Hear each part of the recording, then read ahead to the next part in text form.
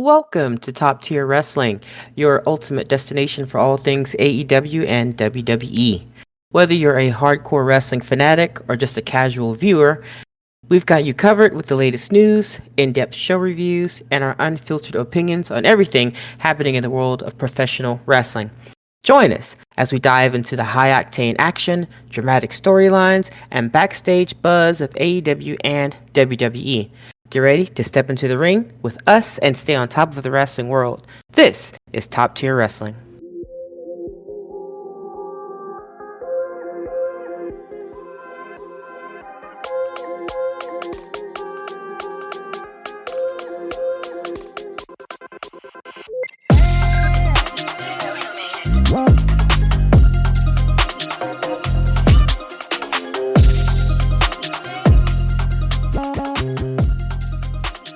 Welcome, ladies and gentlemen, to the Top Tier Wrestling Podcast.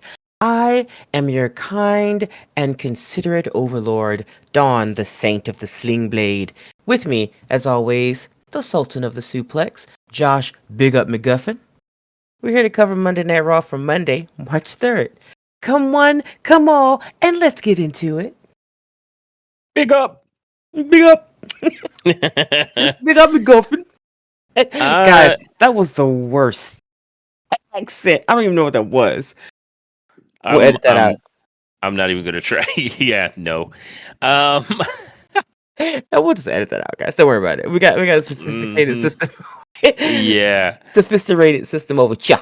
Don't worry about it. We got it. This episode of Raw comes on the heels of Elimination Chamber, and because of real life and stuff, we'll just talk about Elimination Chamber now.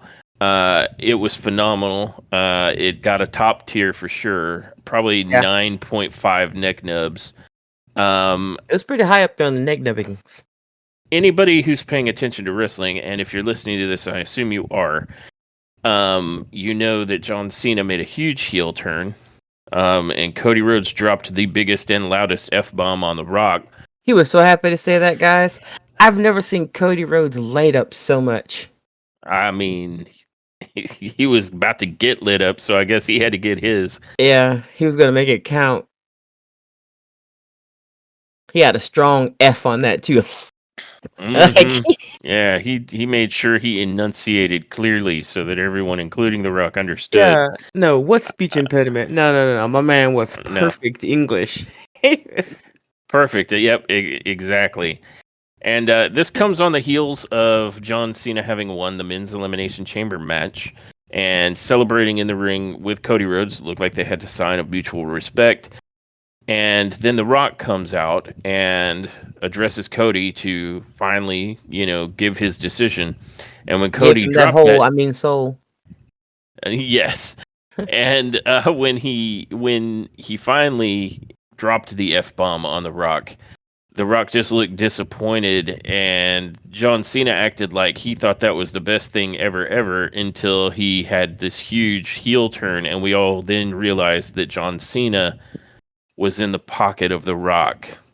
And I'm going to tell you guys, you aren't going to believe me. I don't give a shit. I'm going to tell you guys, this legit happened. This is what I said. You know how they were playing that one little segment for the post show where John Cena said that he was going to win Elimination Chamber? So put him right. You guys remember that? Okay. Remember when he said that it was best for business? Is that it? Was that the term? He said that, and we've heard that. God, you know how WWE Tons loves of times to recap. So we'll talk about that recap tonight too. Trust me. But you know how much they love to recap. So they've been playing that one little segment over and over and over. And then, Elimination Chamber, they show that again, like at the beginning of the show. And he said that it was what's best for business. And I go, wait a minute. You don't think, because he's over here talking about what's best for business and whatnot, you don't think that he's going to turn. You don't think John Cena's going to go heel and be like siding with The Rock. Did I not say that? You absolutely did, and I was completely swerved by this. I thought I was doing good because I called Jade Cargill interfering in the women's elimination match and the return of Randy Orton. And Although I interfere she did. I thought it would be sooner in the match between Sammy and KO, but you're the only one that called John Cena siding with The Rock. And at the time when you made that statement, I said, well, maybe, but they always say best for business. That's from way back when the Authority used to say it all the time. And I said, yes, exactly. So like, but then I'm like, nah, that's bullshit. That's crazy. That's crazy. We're talking about John Cena. That's crazy. That was me, and I talked Yep. myself out of it. I at the beginning of the show. Lo and behold, Yep. Yep. No, you pegged that one. You nailed I it, and I pig them all. and Oh wait, and that was wait. hey, and that Hey, was without John Cena even wearing a big ass pinky ring. yeah, he didn't have the diabolical pinky ring, so I didn't know if he was really gonna be. Yeah. Although he Nope. did beat a man's face with a Rolex. He did indeed. A Rolex that Michael Cole called brass knuckles because he's Leave awesome. leave Michael alone. He's struggling. He's doing his best. You know what? John, John Cena put that watch on his like on his knuckles and was punching Cody with it like he was trying to tell Cody the time. Like, he's like, And to Cena's credit, like the shot he gave him when he picked up the title belt and ran him through with it, man, I think he like legit hit the crap out of him. Because yeah, by the end of the night, Cody Rhodes wasn't just cut open, which could have been done with the Rolex, but like that whole side of his face looked like it was swelling up. yeah, So I think John, I think he told John to like give it to him because we got to sell this, and boy did he. yeah. These dudes are insane. Like I remember when I was a little kid and I thought I was either gonna be when I grew up, I was I was either gonna be a wrestler, a superhero, a superhero, or a doctor. None of those panned out, folks. I think I'm closer to a doctor because I'm the doctor of awesome. But That's true facts. I've seen the diploma. You have the doctorate of awesome. that's right. Uh, Sorry, Miz. yeah, Miz. You know what? I should sue you. I should sue, but I'm a kind, like I said earlier, I'm a kind and considerate overlord. So I'll let you have that. By my good graces. Anyway, I thought I was gonna be one of those three. One of the either a wrestler, a superhero, or a doctor. Right? None of those panned out. What do you mean? You're all three. It's in my head. In my head, I Yeah. am Well, suplexing fools left and right. yeah, I think I'm so. sling blading over here. I'm like people's elbowing over there. I am Hurricane Rana. I am what did Michael Cole keep calling it? It was a moonsault, but Well, he kept I don't think it was Michael Cole. I think it was actually Tony Schiavone, who's like the Michael Cole of AEW, who called a standing moonsault by whatever that guy's name, something Freddie Mac, I think. He called it like a standing shooting star press, and I'm Oh, like, you're it sure right. He wasn't. did. He did. So Yeah. I almost think WWE was trolling him a little bit because we had like three moonsaults or two moonsaults and a shooting star press in the Creeds versus War Raiders tonight, and it made me think of that. I'm like, can you tell the difference? I almost could see the WWE Yes. going, AEW, do you know the difference? Yeah, they would. I mean, they take shots at each other all the time, which I find amusing. But Indeed. I said all that to say I was watching just watching some of the crazy shit they do as an adult, and I'm so glad I did not did not become. Better to watch them do it. Yeah, I'll let you guys take that. I'm just gonna go sit over cha. What I'm gonna do. Yep. And unlike Raw, I'm willing to offer a very brief recap of Elimination Chamber at the Oh top of this my show. god. You don't So want to spend 30 minutes on recaps? I don't. So we start the match with the Women's Elimination Chamber. And this one started out with a real surprise because The two women that were going to start the chamber were going to be Liv Morgan and Naomi. And before they got the cage door shut, out comes Jade Cargill. And Liv is sitting there shitting bricks as Jade makes her way to the ring because she thinks she's coming for her. And then at the last second, she takes a hard left onto Naomi, who then takes several hard rights and ends up getting slammed into the cage door, the chamber door. And Naomi is then like ousted from the match and without replacement. Like when I was predicting this, I thought Jade would come in, trash whoever was responsible, and then replace them in the elimination chamber. Nope. Yeah. Jade did the damage and then booked on out of there, and that was it. And then so we end up with the elimination chamber starting with Liv gloating and Naomi being stretchered out and Bianca Belair inside her little cell, like just losing it, wondering what the hell just happened. And to the women's credit, I mean, on top of all of those surprises, to the women's credit, they put on a real banger of an elimination chamber match with the winner being Bianca Belair. So Bianca Belair will face off against whoever wins in the women's championship match on tonight's Raw. And then we had Tiffany and Trishi versus Nia Jax and Candice LeRae. And Tiffany and Trishi ended up winning. And this was probably...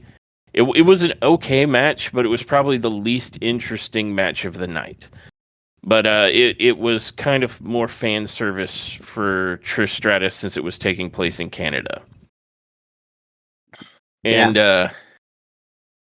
by the way, apparently... Oh, man. Oh, man. Apparently, Pat McAfee really did not take kindly to the fact that at some point earlier in the evening, I guess, or at some point maybe in the pre-show, Canada booed when the American anthem was played or sung. And I'm kind of with Pat on that. Like, that's why. Why would you boo the American anthem? You're sitting here watching an American wrestling product in your country as visitors. Real hospitable there, Canada. I will say this.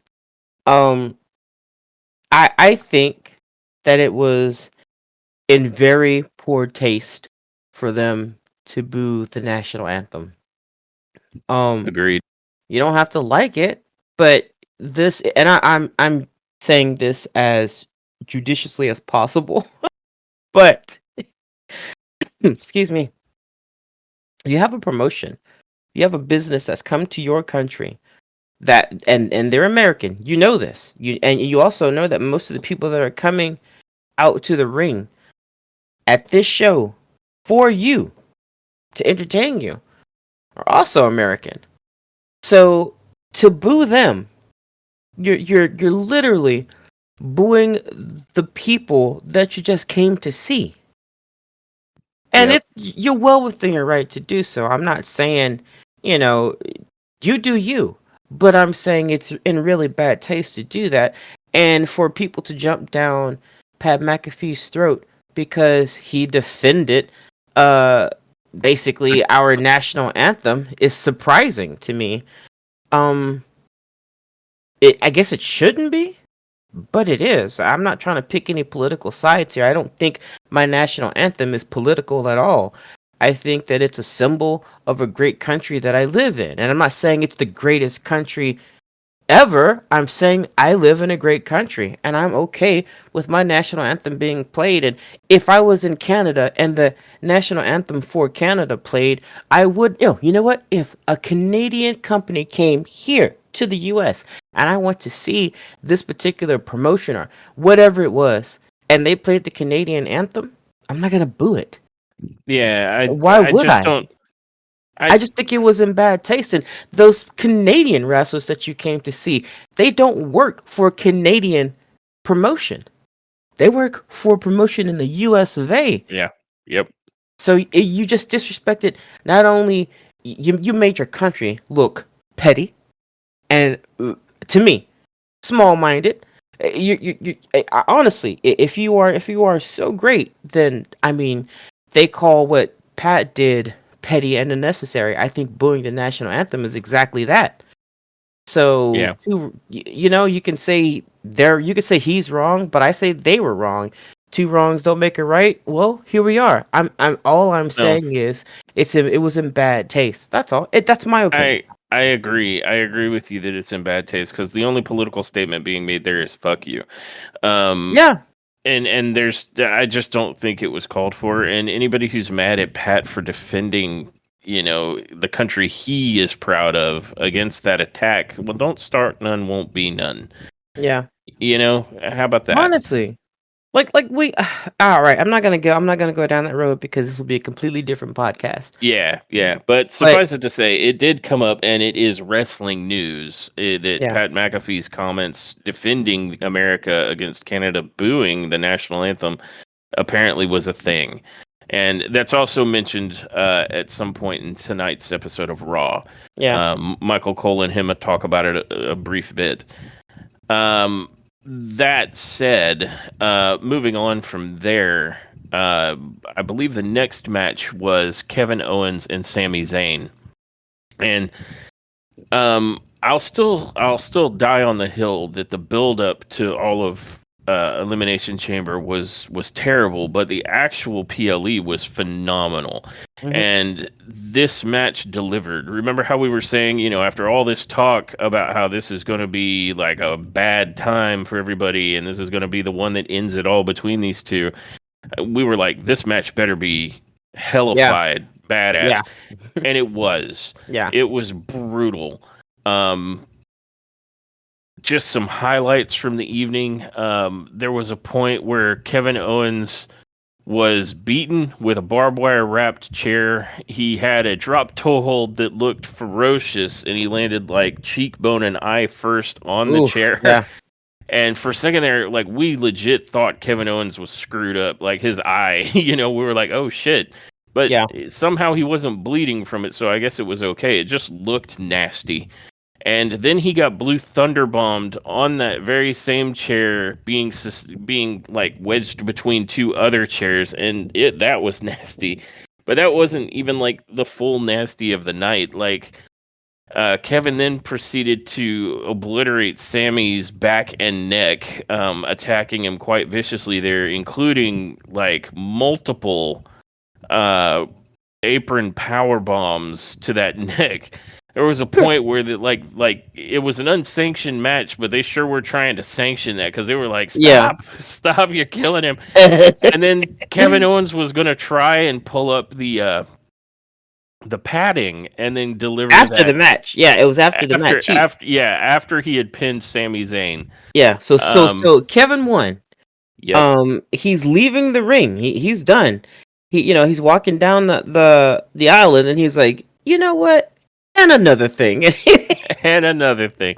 So he's trying to deliver the package pile driver to Sami Zayn on concrete, and it was at this moment that Randy Orton's music starts playing, and Kevin immediately stops what he's doing and gets in the ring, waiting for Randy to come, deliver what he knows is coming. And Randy does, to his credit, end up rushing the ring, and he gets an RKO off on Kevin Owens, and he sets him up like he's going to go for the punt kick. And it's at that moment that all of security rushes the ring and prevents Randy from punting Kevin's head completely off his neck. But that same security all received RKOs. Like it was an RKO-a-thon by the end of the match. So it was a phenomenal match. It was really Yeah. good. Yeah, Sammy and Kevin went all out. Like it was exactly what I expected, what I had hoped that it was going to be. It did not disappoint. Did not. And then that gives us the men's elimination chamber, which was a heck of a match too. Um, and I want to say the two starting opponents were Seth and Drew McIntyre, and those two were just going like all over each other, like just beating the hell out of each other. But they're both like Going obsessed with ham. CM Punk, Yeah. so they keep looking like they're beating each other up in front of CM Punk, like this is going to be you next. Yeah. And Um, I'm like, could you guys please focus? yep, Even CM Punk was like, why? Focus on your match. I don't understand. yep. And I want to say there was a point. I'm trying to remember everything, but um, after a bit, like more people got into the match. I want to say the next competitor in was Damian Priest, and then the competitor after that would be Logan Paul. And Damian Priest and Drew McIntyre are going after each other, and Seth is getting some too. And this was just a great slobber knocker of a match. But the first elimination I want to say was Drew McIntyre because he Yeah. was trying to do something to Punk, and he took his eye, I guess, off the prize. And Damian Priest caught him with a quick roll up pin and got him eliminated. And Drew didn't take that like sportingly at all. So before No. he leaves, he ends up hitting like Damian Priest with a megaton claymore. And Yeah. Knocked the spirit out of him. off that megaton claymore, Logan Paul ends up deciding he's going to capitalize on this and climbs up first to the top rope, but then he realizes that he could go even higher if he gets on top of CM Punk's cell. So he Yeah. climbs to the top of CM Punk's cell and then does this like monumentally huge frog splash to Damian Priest to get Priest eliminated. So a solid performance from Paul there too. And then I want to say,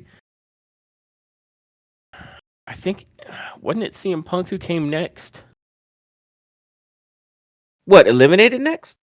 No, who came out of his cell next? Oh, yes.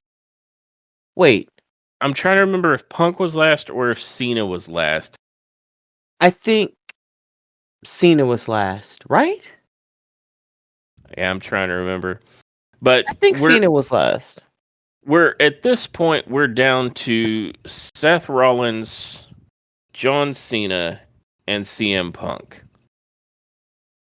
Because no, I didn't explain how Logan Paul got eliminated.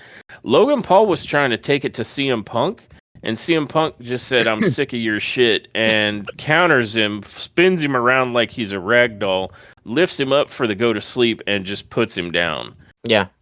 And so at that point, we end up with Seth Rollins and CM Punk and Cena as your last three.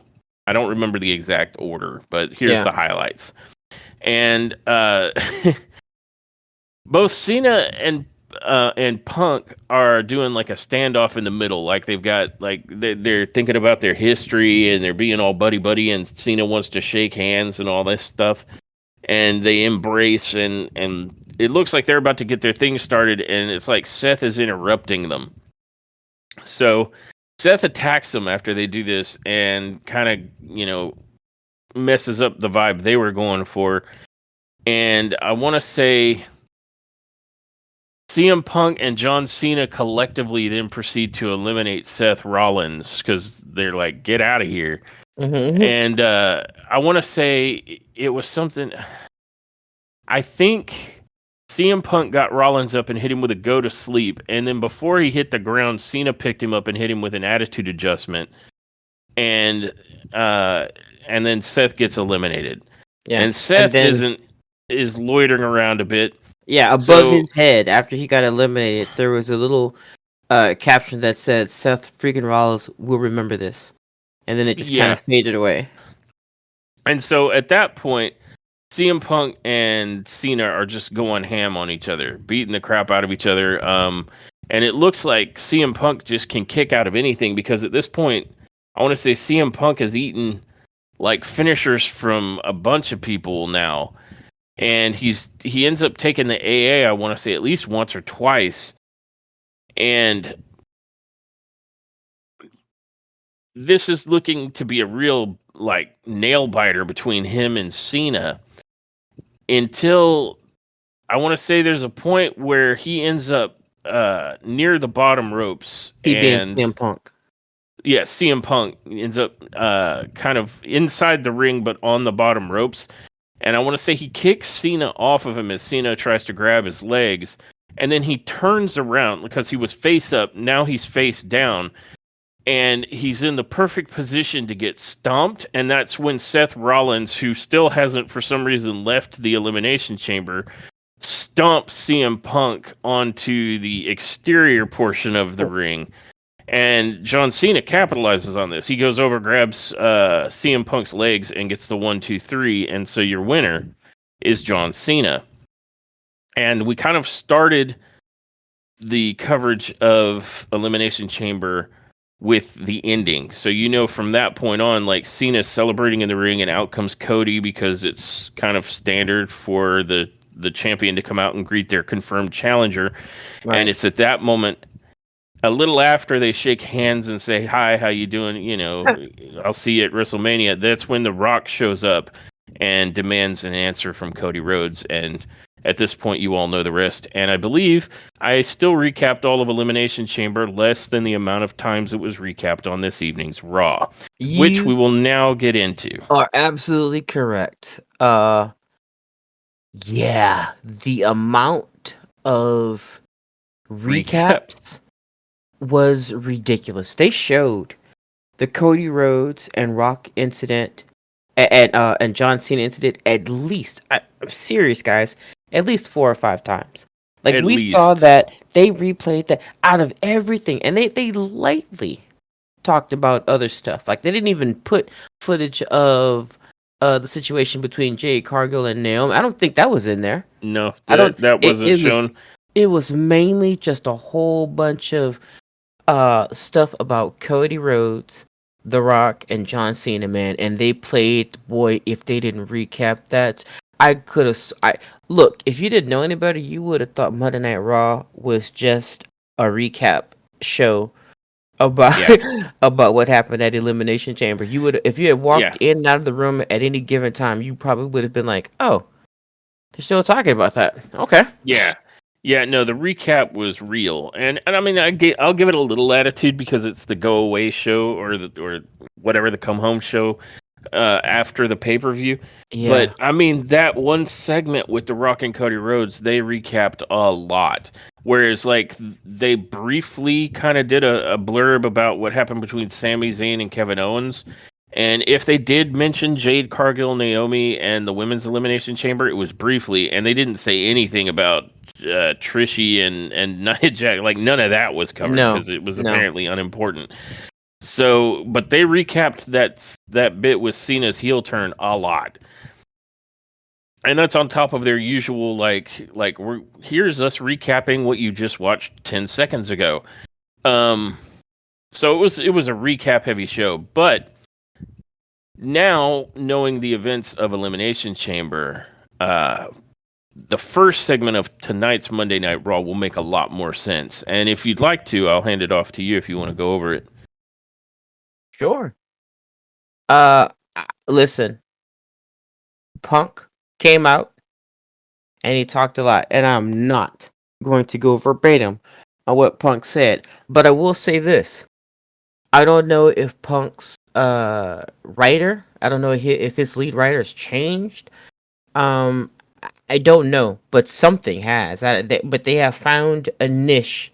They found a nice little spot for CM Punk that's working for him. He looked good at Elimination Chamber.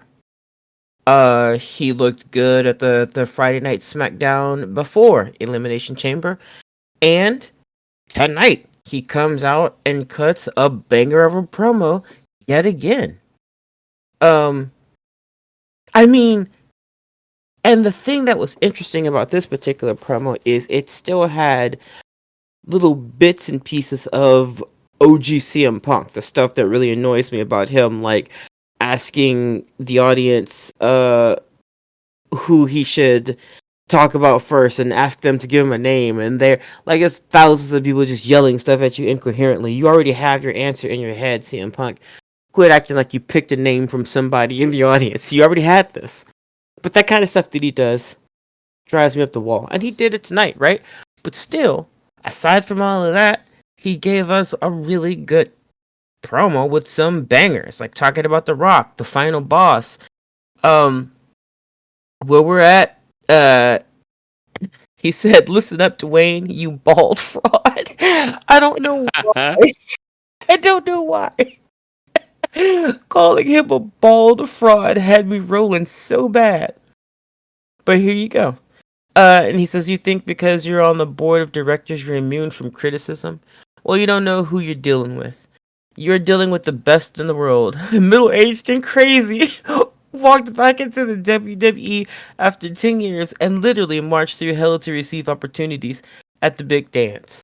And then he goes uh off on him further and calls him Mr. Midlife Crisis. Just decided to walk in when you feel like it and hide behind the fact that you think you're a bigger star than everybody here. Which, I mean, let's be honest, he is. But you know, The Rock.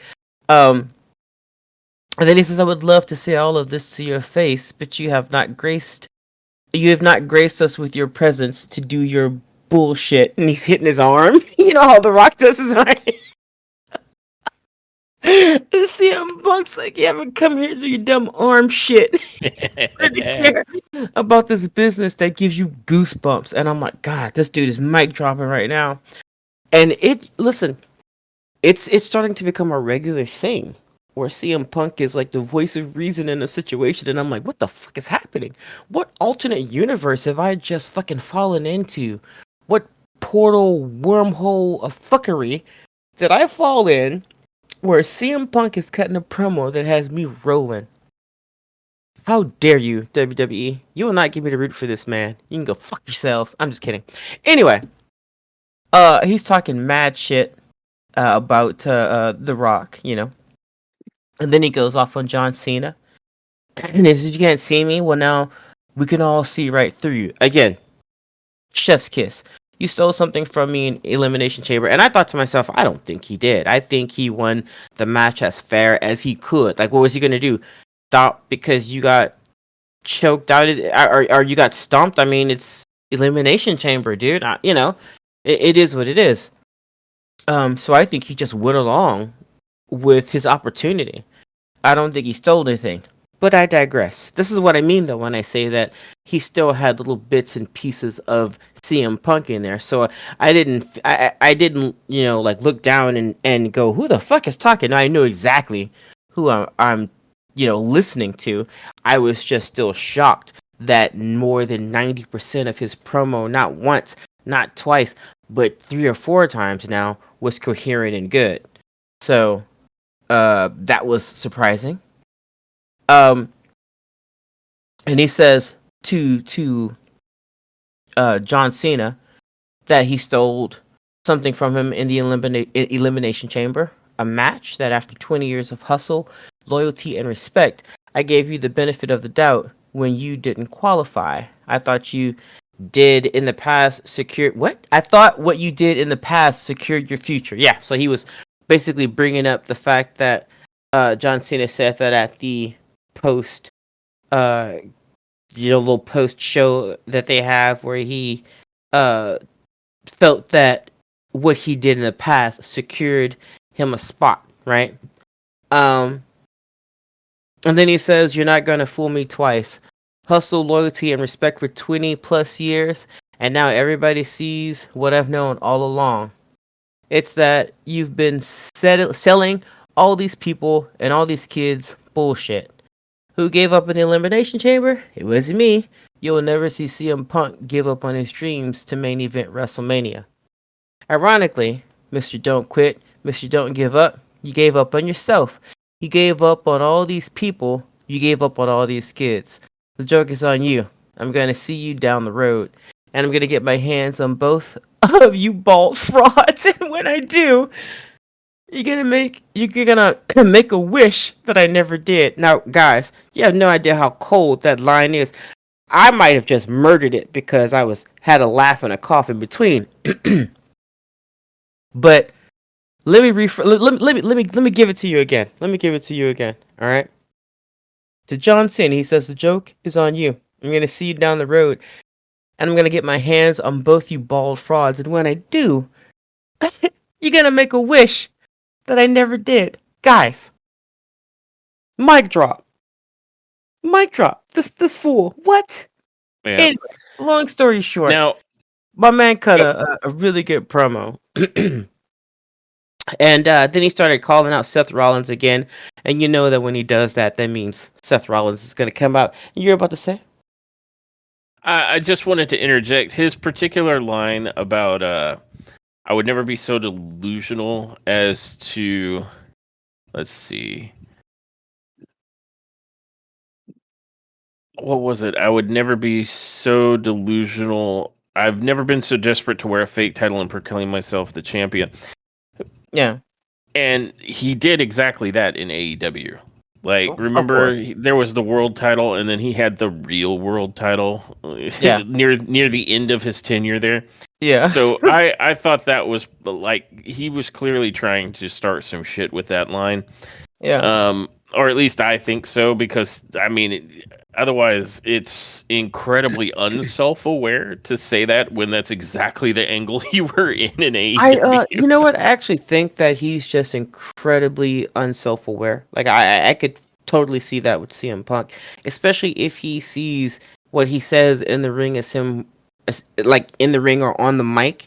If he sees that as just him playing a part, then he probably doesn't see the character he played in AEW as the same as the one he's playing in WWE. If that makes any sense. So It he does. so he probably just kind of control or deleted that from his brain. Yeah, well, whatever the case, it was funny that he made that point when, like, not all that long ago. Like, it was near the end of his AEW tenure, so it wasn't like all that long ago. Yeah. Did exactly that. But otherwise, I'm with you. This was a pretty damn solid promo. Yeah.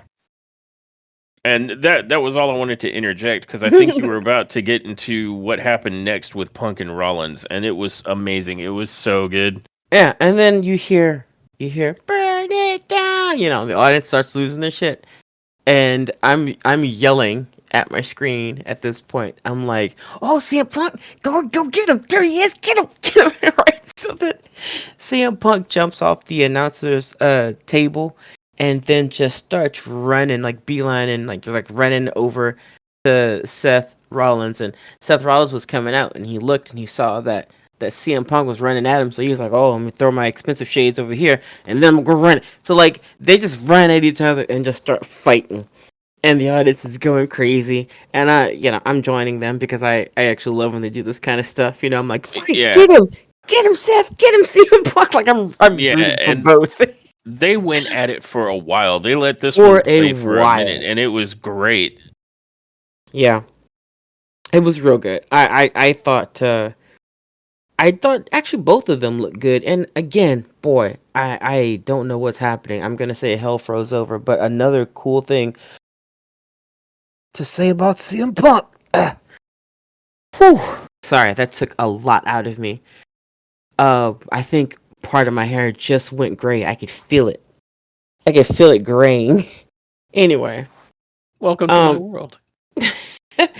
anyway, um, CM Punk. So there was a part where Seth Rollins was just he was gonna jump like jump on CM Punk and like basically pounce him onto the desk, the commentator's desk, and CM Punk, to his credit, did both. He did both things very well. He put himself in the spot to get on that table and catch Seth Rollins as gently as fucking possible, so that they both could roll off of the table together. And I thought, wow, well done. Because I mean, a huge part of being a good wrestler is being able to protect your opponent, right? You want it to Yep. look bad, but you don't want it to feel bad. And Yeah, so at least not any worse than it has to. right. You don't want to unnecessarily cause this person. Look, it's not going to be easy. There's going to be pain, of course, but you don't want to just give them unnecessary pain. Like so, he did a great job there. And I mean, I'm looking at them like, man, they got it. They must be friends. I don't know. From what I heard, Seth Rollins really doesn't like CM Punk. I don't know because whatever the case, there's chemistry there. Um, whether or not it's chemistry because they hate each other, because you can have somebody that you dislike so much that it's passionate. Um, that might be the case. I don't know, but whatever the case, I'm sorry if you guys really hate each other. I'm sorry, but it's good. It works. It looks good. Hmm.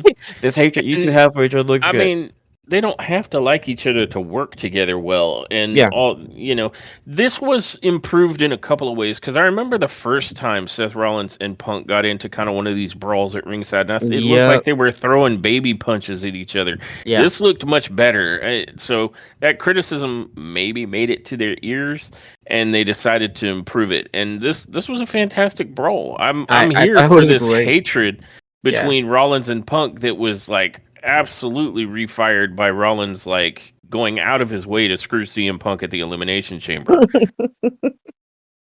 I mean, this is going to be the grudge match of grudge matches, I think. Yeah. Yeah. Yes. Yeah. Which leads us to something else later on. Um, but after that little segment, I believe we went to the Judgment Day Clubhouse, where Finn Balor looks as if he's talking to his leprechaun spirit guide, uh, telling him how angry he is. Like he was just sitting on the sofa seething, and everybody else is checking up on him, see if he's okay. And he's like, "Hey, I'm fine, fine." Um, Ah, he's missing his lucky charm. Somebody get him a box. and then Dom just asked him again, like, "Are you all right?" He's like, "Yeah, I'm fine, I'm fine. I'm just excited. I'm proud about you two and your boots, whatever." Ah, But then he pointed out that Liv didn't get the job done uh in the elimination chamber. Plus, Dom and Carlito got embarrassed by Braun Breaker, and Dom pointed out that Finn was holding a steel chair and he was too scared to attack Braun. And Finn tells Dom that they don't need a new member. I know member. Finn wants to settle business with Braun later on tonight.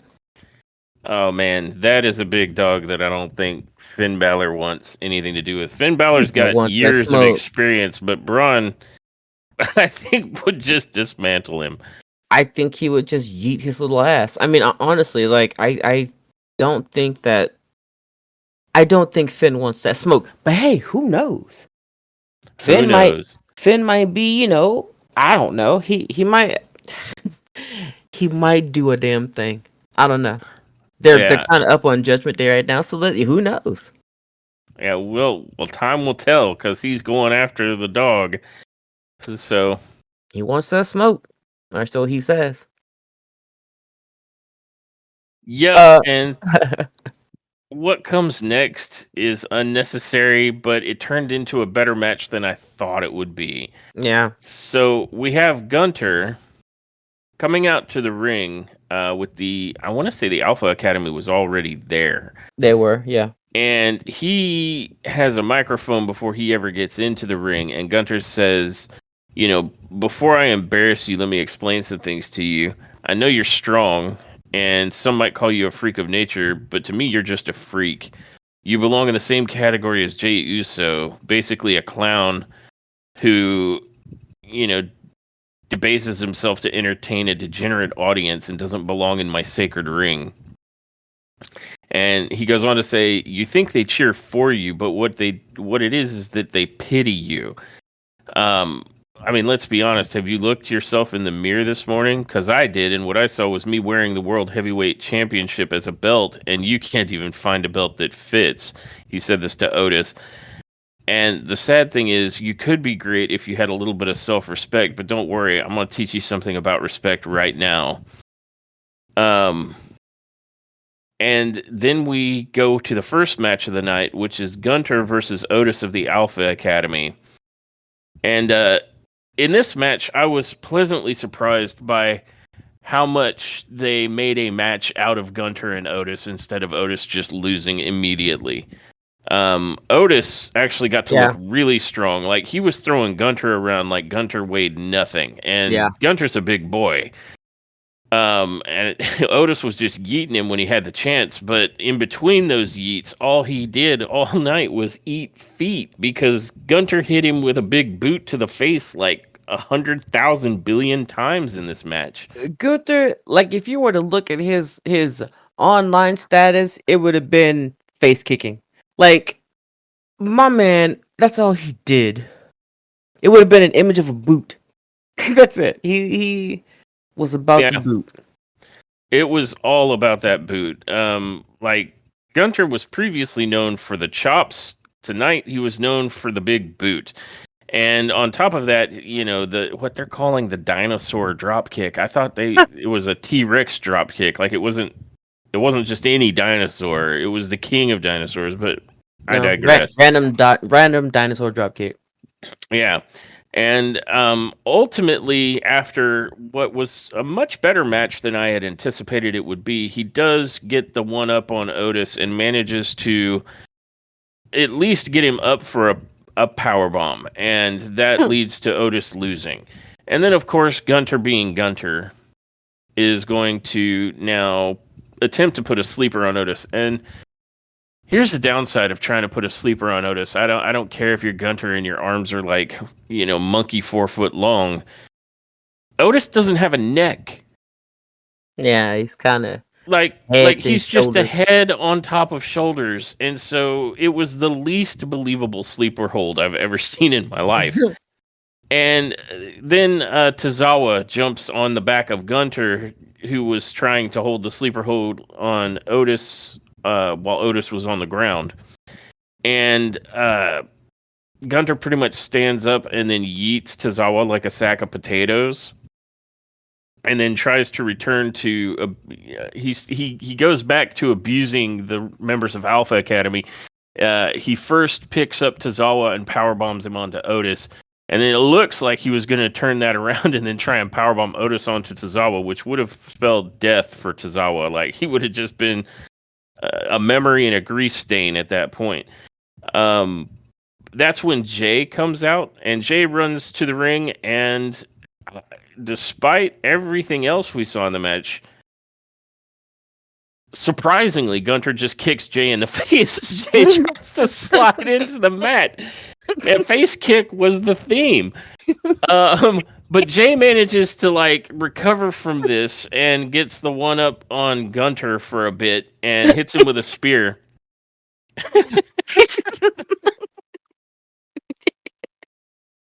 Oh no. He Broke for it. real. He slid into that kick Like at high speed, he was like, "Kick me in the face, extra, please." Gunther was like, okay. Like you ain't even got to lift your leg high because I'm coming in through the bottom rope. Just soccer my face off. And I was like, so the last time that Jay did this, where he slid into the ring, Gunther rolled out of the ring.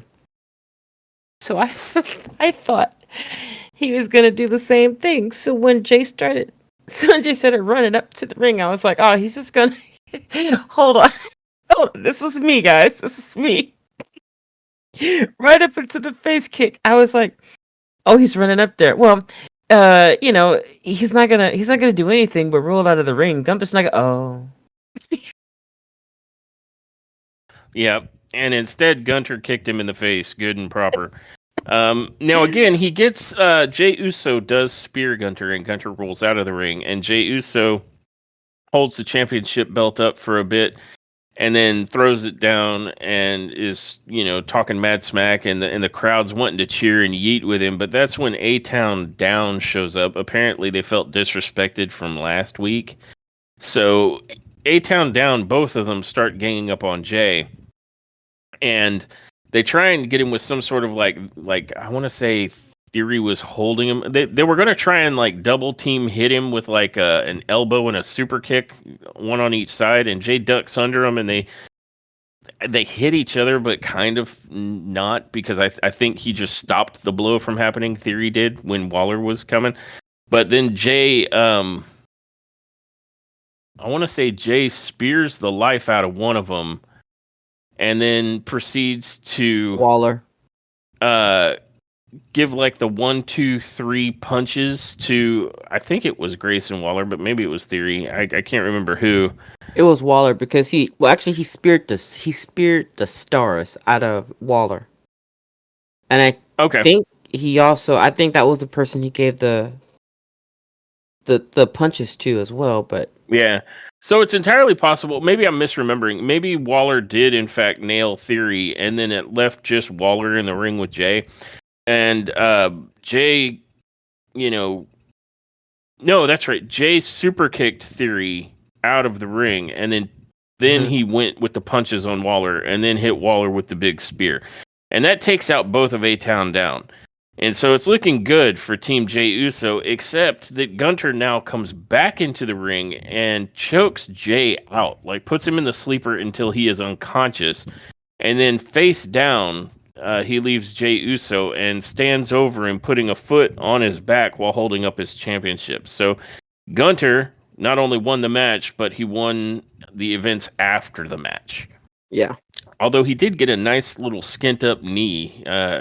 We both noticed that he had skint the hell out of it, I think his right knee. Yeah. So he's standing there with this big old like abrasion. Just Yeah. And man, I haven't had like a scraped knee since I was a kid, but I can still remember they smart. They do not feel good at all, especially when you bend your leg and you forget that it's there. oh yeah, yeah. It might not be so bad while it's fresh, but once that thing scabs up and he goes to bend his leg, it's gonna hmm suck. Yeah. We're having a conversation about a skint knee. I mean, it was noticeable. Like sometimes they'll get a little nick here and a little nick there, but he had a pretty good scrape on his knee. I don't know what Yeah. caused that, but ouch. Um, and then we are reminded that Rhea Ripley and Io Sky will be going against one another in the main event for the Women's World Championship. Yeah. And the point is made that back in NXT, to this day, Rhea Ripley has not been able to defeat Io Sky. Yeah. Which I And think is pretty crazy. I know, right? As dominant as Rhea is. Um, and let's see. Following from there, we go to Kathy Kelly, who is attempting to re-interview AJ Styles since he was interrupted last week, or yeah, last week's Raw by Logan Yeah. Paul. Somehow we didn't catch that, but it did happen. Maybe because it was brief. But she's asking him his thoughts on the controversial ending of the Elimination Chamber. And AJ says, well, he certainly didn't see that coming. And he says, John Cena selling out. And before he's able to say too much more, because we should have known that when Kathy Kelly addressed the fact that she was trying to re-interview AJ Styles because the first one was interrupted, that this one is guaranteed to be interrupted as well. Karrion Kross kind of jumps friendly style, I guess, like high school buddies. Puts his arm over AJ's shoulder and is kind of hanging on him. And AJ shakes himself loose, and Karrion says, it's really not that surprising if you think about it with regards to John Cena selling out. And he goes on to say AJ should know all about the young generation disrespecting the legends. Just look what happened with Logan Paul last week. And AJ tells Kross that he's not John Cena. And maybe the WWE Universe needs a reminder of just who AJ Styles is, and that he plans to call out Logan Paul at Madison Square Garden. And he then says to Kross, and as far as you trying to be the devil on my shoulder, God knows my evil ways. And then AJ walks off, but Karrion says that was too easy. So we're led to believe that somehow AJ has played directly into Karrion's master evil plans. Yeah. I don't know what they're doing with Karrion, but yeah. I like his new look though. He's got the yeah, it's pointed cool. beard and he's wearing his hair straight, and he sort of looks like Satan meets a vampire. Yeah. And I dig that, but I mean, at some point, I'm gonna have to see Karrion do some shit in the ring Yeah, I instead of mean, he just is be a a behind the wrestler. scene character. Like, dude. Unless he's injured or something. Yeah, I don't. They might be trying to figure out some kind of angle for him because all of the Final Testament, besides him and Scarlett, have been let go. So the Final Testament is done. Yeah. So whatever they're doing with Karrion Cross, I like the character that you're portraying, but I would like to see him do something in the ring. Yeah, for sure. And that brings us to the second match of the night, which is one of the first championship matches we have on the card this evening. It's Lyra Valkyria versus Ivy Nile for the WWE Women's Intercontinental Championship. And what did you think of this match? When I saw that it was either gonna be Ivy now or Dakota, I was hoping that it would be Ivy because, and I think we even talked about this in a Oh, like podcast. yeah. When It they were for determining challengers like the Yes, week before. Yeah. yes. Uh, and I remember like we just thought it would have been better. It would have been a better idea for it to be Ivy because she was more along the same like build. Yeah, like they're a They closer could, physical fight and matchup, whatnot. Lyra and Yeah. Ivy. Yeah. So I remember us thinking that that should be a pretty good match. And then when she attacked Lyra, last week I think, right? I think it was last week that she no yeah. Well, whenever she attacked her, so that she could get this Yeah. opportunity for the match, I thought, okay, yeah, that looks brutal. She ain't fucking around. So then the match rolls around tonight, and it was kind of lackluster. Um, Ivy Nile looked she kind of looked listless, almost like the energy just wasn't there, and nor was Yeah. the chemistry. Yeah, Um, there was a bizarre lack of intensity between these two, which surprised me because Ivy was so intense in like the lead up to it, and then for some reason I felt like I mean it wasn't the moves. They both were doing great moves on each other. But like yeah, the whole vibe lacked intensity, and for a bit there, it felt like they were wrestling almost underwater. Like the whole yeah, thing felt like it was in slow motion. So I don't know if one or both of them were extra tired or gassed out early in the match. But yeah, I agree with you. yeah. Or maybe I put it in my head and made it bigger than it you know eventually was. But whatever the case, it just kind of fell flat. Um, and if I had to pick like a match of the night that wasn't that great, I think it would be this one. This is probably the weakest match of the night. Yeah, Um, which is unfortunate because very, there's nothing, there's no major botch or anything.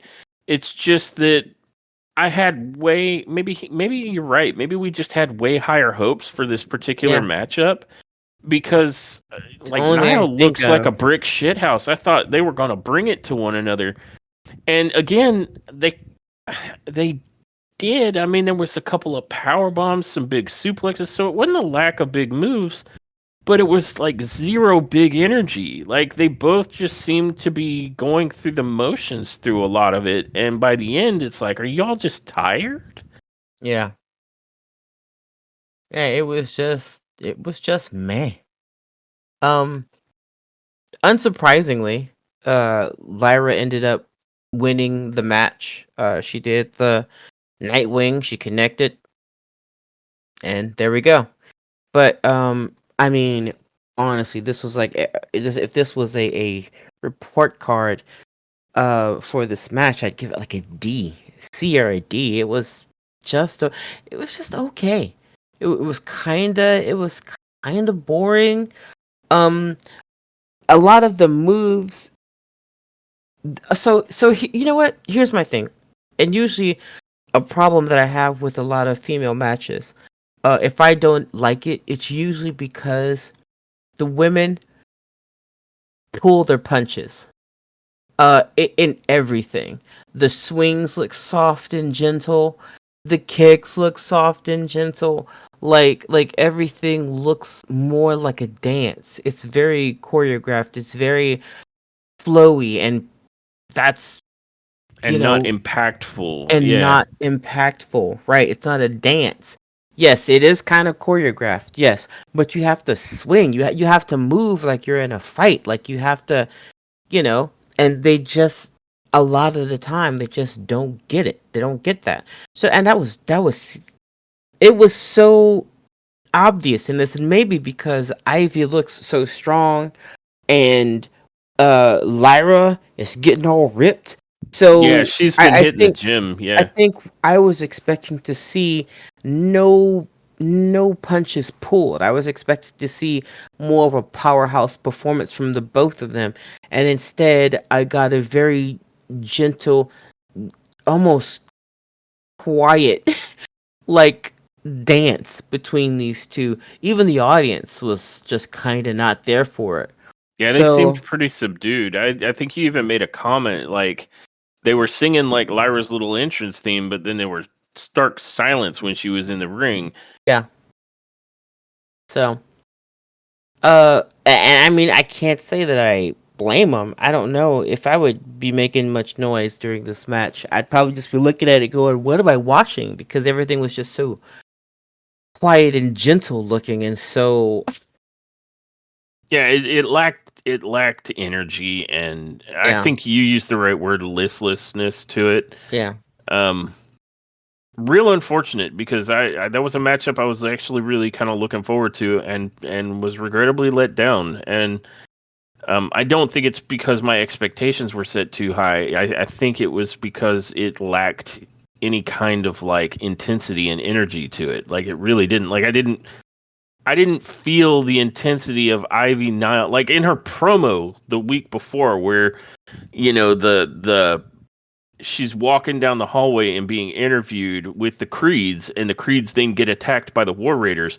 Ivy's intensity on the mic was great. Then she yeah, gets in the ring, and it's like, where'd it go? yep, And I'm not pinning it all on Ivy. I'm just, I pointed out the contrast there, but I mean, both women looked relatively listless, and I agree. This just felt like a dance, like, not to be overly crude, but this was lovemaking as opposed to fucking. You know what I mean? Like hmm this was, I don't know, it was too listless. I think is the best word. It just yeah, lacked any kind of intensity or energy or urgency because this is a championship match. yeah. So unfortunate. I am in agreement. Um, well, after that very relaxed, gentle ballerina wrestle match between Yeah, yeah. You know that statement that they like to make about wrestling. Well, it isn't ballet. Well, well, maybe this kind of was. maybe Lyra and Ivy didn't get that memo. Yeah, no. They were doing some kind of dance that you would see on a Lifetime made for television movie. You know, she fought alone, a Lifetime original. Uh, Exactly.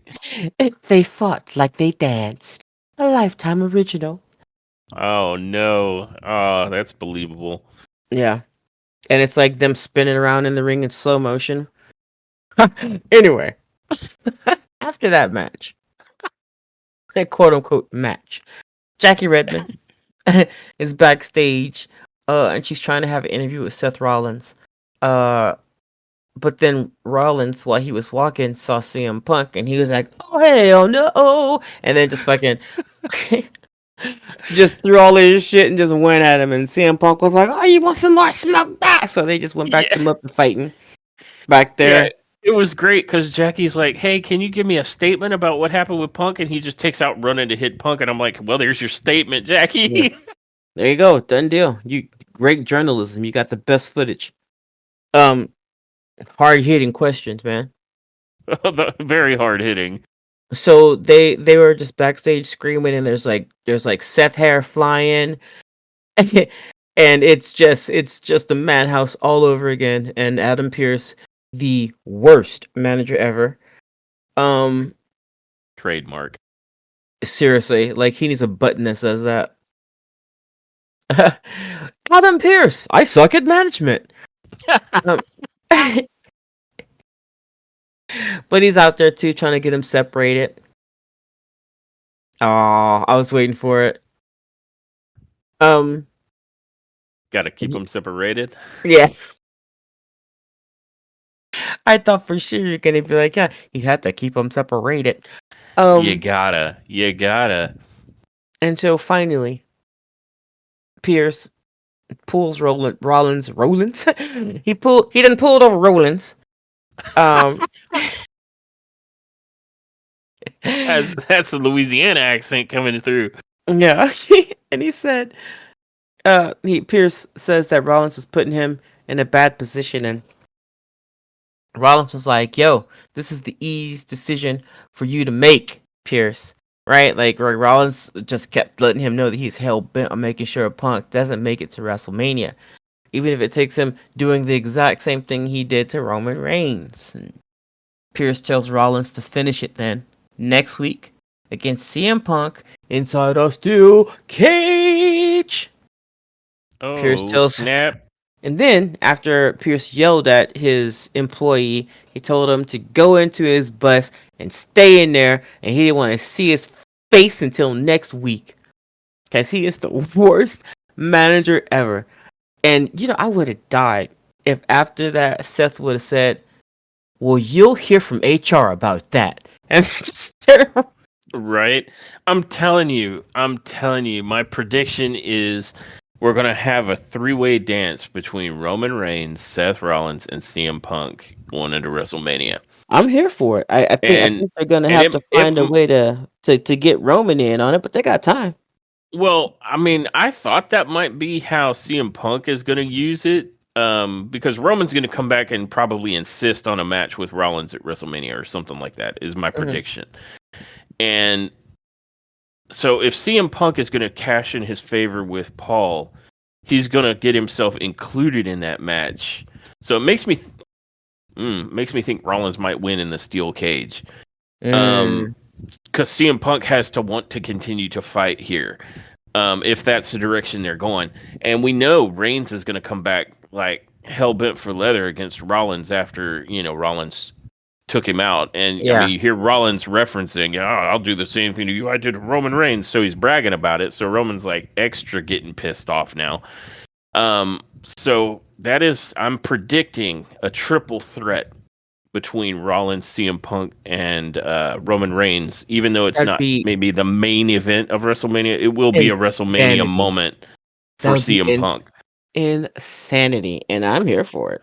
There is so much vitriol between these three men. Yeah. Like there might be less vitriol between CM Punk and Reigns, but they were kind of like, I think it's going to just be pure ego between those two, because you Hmm. remember like the conversation they attempted to have making the arrangements for Yeah. Survivor Series, and it's like they can barely stand one another, just trying to, because they're egos, right? Yeah. So, and there's obviously heat between Rollins and Reigns and Rollins and Punk. So it's gonna be a banger if they end up doing something like that. I'm sure of it. Yeah. Oh, let's see. After that, we have Kathy Kelly, and she's backstage trying to interview Bianca Belair. She asked her how she was processing Jade Cargill's vicious attack on Naomi, and uh Bianca basically just said out of respect for Jade and Naomi and Bianca, or she really didn't want to talk about it right now. It was very confusing and it was bittersweet because she felt guilty about it. Uh, and just as sad as she was, she's even more proud of winning the women's elimination chamber match. So Bianca was just gonna focus on who she's gonna fight at WrestleMania. Um, And yeah, Bianca puts over Rhea Ripley and Io Sky, and no matter who it is, she says they're gonna find out why you can't spell WrestleMania without EST. Another fire promo. Like Another I fire. don't know if they've improved their writers, because you've mentioned CM Punk having a better writer. They might Hmm. just have a better writer all the way around. Um, I thought this was, especially the way Bianca handled the question about Jade Cargill, saying that out of respect for her and Naomi, she doesn't want to speak about it until she's had a chance to talk to both of them. I was Mhm. like, that's an incredibly diplomatic and dignified answer. Like Bianca really looked like a shiny diamond on this promo. She was Yeah. fantastic. Yeah, she did. After that, we had a very weird Chat Gable vignette. I think he paid a Chinese man in quote unquote Mexico. It was so weird. It's like he's walking the mean streets of Mexico somewhere, and And he he's runs like in. Yeah, he's go like ahead. stopping in front of like the Los Hermanos meat market to ask just Yeah, random people, "Hey, have you where seen this guy?" And they're like, "No." yeah, they And kind of so then, ignore him, and then he runs into like fucking Lee Coney Rodriguez, apparently. right? Why was this guy in Mexico? He sounds like an old Chinese man, and the little bit you could see made it look like he was wearing like a Fu Manchu style Yeah, mustache and beard. And even the way he talked, it's like, wait a minute, wait, if you're in Mexico, why does he sound like an old Chinese, like Master Po from Kung Fu? What is happening? I was so confused. And then he shells out $500 behind Los Hermanos or in this dark alley to this guy for something in a box. And we don't know what. Like, they leave that a mystery. I'm assuming he bought a luchador mask, like one of the most overpriced ones ever for $500. But Yeah, the like old if you needed a luchador mask, you could have just asked Penta. Penta would have right, hooked you up. Like he sells he them, would have bro. hooked you up. But the long and the short of the story here is he's trying to discover the secret of lucha, and he's basically told by Master Po Martinez that Oh my goodness. that he can't understand lucha as an outsider. He has to become lucha if he wants to understand it. So that's why I'm thinking he bought a lucha libre mask, because that is fundamental to lucha libre. Yeah, and if this fool comes back to WWE as a lucha, I'm done. Oh, that's gonna be so great, especially since American Made is like their attacks on the LWO have all but stopped shy of saying, "You bunch of illegals, get out of here." So if he comes back like fully Mexicaned up lucha, like how is American Made gonna deal with him? This is so ridiculous. This is like such a ridiculous like little bit they're doing that I don't know. I'm here for it. Yeah, it could be insanity. I'm here for Chad Gable, the luchador. That would be amazing. Yeah. And I mean, it's not like Chad can't wrestle with the best of them, so that could really lead to some good shit. No. I'm here for it. I Lucha totally Chad. want to see where this goes. Lucha Chad, Luchad, Luchad. Luchad. Luchad. Luch. There Luchad. it is. That's his new shirt, Luchad Libre. Luchad Libre. You can Hey, take that one, Chad. that's free. That's free. Feel free to sponsor the show with all the proceeds off that shirt, buddy. Yep. Yeah, that would be amazing. But that's gonna probably confuse the shit out of American Made. Indeed. But I predict some great matches with him and Penta in the future, and possibly him and Rey Mysterio or Dragon Lee. Speaking of Penta, the next segment after that is Ludwig Kaiser in the ring in like a three-piece suit. Like he is dressed to the nines. And he goes on to say, after last week, I'm standing here demanding all your gratitude for Ludwig Kaiser. And the audience's gratitude is paid in booze. Like all the booze. So much boo. And he says, I took back what was originally always mine. And I'm like, I don't think that's how taking something back works if it was always yours. But he took back the attention that Penta has had for the past couple of weeks. And we both were like, have you? When? I don't think When you you do have. that? I forgot you was there the other day. I was like, what? Right? We're all like, Penta. It's all we see in these matches. Well, what Like was the Penta's other? in the ring having a fight with himself. It looks amazing. Yeah, and he tells the crowd, "You can boo all you want," and boy, did they! They They did. They're took like, full cool. advantage of that permission. Thanks for your permission. Boo. And he says, "But if you're honest with yourself, you know damn well that Ludwig Kaiser is everything he says he is. He's a future world champ, if you like it or not. And you, Penta, if you really think that we have unfinished business, you might want to reconsider because what John Cena did to Cody Rhodes last Saturday is nothing compared to what I'm prepared to do to you. I know they call you the man who knows no fear, but after Ludwig Kaiser's done with you, you'll know exactly what fear feels like." And he should have stopped there, but then he threw in a like, "You hear me?" And it was like, "Oh, okay. Well, you neutered your coolness." Anyway, Uh, like, what do you? How is he supposed to answer you? well, apparently he was willing to give him a face-to-face response because Hmm. immediately after that, Penta comes to the ring with the full entrance. Oh, he's got such a cool set of pyro. The swirling pyro and Penta hitting that Cero Miedo with the audience just popping for him is beautiful. I am a fan of the strut myself. I've always The been a fan of the strut strut, yeah, the strut's been. I mean, yeah, that's ever since it's all AEW. good. Yeah, Yep, huge fan of the yep. strudel. Um, and a huge fan of Penta. Like I'm probably Oh yeah, uh Penta. I would say I know people will be like, but Rey Mysterio is still. Penta is probably the best luchador that I'm aware of in the world right now. yeah. I'm sorry. I team Penta. I and it's nothing against Ray. I love me some Ray. You Yeah, know, but Penta is uh man. I don't know. Like he just has it, and he's so cool. yeah. He does have the it factor, which a lot of luchadors lack.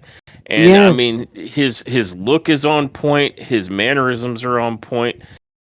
The whole Cero Miedo thing is on point, and his in-ring work is on point. Like this dude has it all. Like Yeah. this was a Total great package. acquisition. WWE should be really thrilled to have gotten. Smart, yes, super smart. Smartest thing that they've done in a minute. Like that, or smartest acquisition they've made in a minute. That's good money. That's good money right there. Like if I had to trade Penta for Monet, I'd be okay with that. Like Yeah, I'll take Penta. yeah, real talk. So Penta's response to Mr. Kaiser is as follows: he runs into the ring, blows past him not once but twice, going back and forth between the ropes as Ludwig flails around trying to hit him, and then gets hit with a running Hurricane Rana. Then he super kicks Kaiser, and this was a unique super kick because it was like, I want to say it was like, oh no, that's the next one. So he super kicks Kaiser, and he attempts to set him up for the Penta driver, but Kaiser counters and lands back on his feet, and he hits him with a right hand. But then Penta ducks the clothesline and super kicks Kaiser in the back. And I haven't seen too Yeah. many people get super kicked in the back. So I was like, wow, that was crazy. And then he hits him with the reverse sling blade that he does, and that was cool. Um, then he does a head scissors takedown to the floor, and then he sets Kaiser up and hits him first with a springboard clothesline because Kaiser, when he was originally thrown to the floor, jumps right back up on the apron. He's so like angry about it, but then he gets hit with a springboard clothesline, and that puts him back out on ringside. And so Penta hits the crowd with a Cero Miedo taunt, and then does a massive somersault plancha. And to give Kaiser a lot of credit, Kaiser actually catches people when they're doing a dive Yeah. instead of more or less just letting them pretty much dive to the floor directly. Because, like, so many people, when they're receiving these dives, they crumble so fast that they don't really break the fall any much. Yeah. So, Kaiser did a great job protecting Penta on that plancha, and it looked fantastic. I mean, man, Penta is on fire right now. He is indeed. And I think that's how that segment pretty much ends. It Uh is. yeah, with Penta Penta went flexing and back in the strutting and ring. whatnot. Yep. Yep, and yep, Yeah. got his tauntaun. And after His that, we have tauntaun. his tauntaun. Right, he's a Jedi, didn't you know? Oh, no, he's too cool to be a Jedi. Yeah, I Oh, said it. he's closer to a Sith actually with the He way he is. looks. That's right. For the But Empire. none of that diminishes the coolness. Like he's even better as a Sith. Yeah, that makes Uh, him cooler. What are you talking about? way cooler. I mean, come to the dark side. They have Cero Miedo. FTE for the Empire, Oh son. yeah, yeah. No, I hear you. For the Empire. For the Empire. All right. Uh, Would you like with to speak to the third match of the night? sure, sure. This leads us into the third match of the night: the War Raiders versus American Made for the World Tag Team Championship. Now, I thought because they were doing like they're running it back. Yeah, Uh, I thought like, man, so I guess they need a definitive ending here. And wow.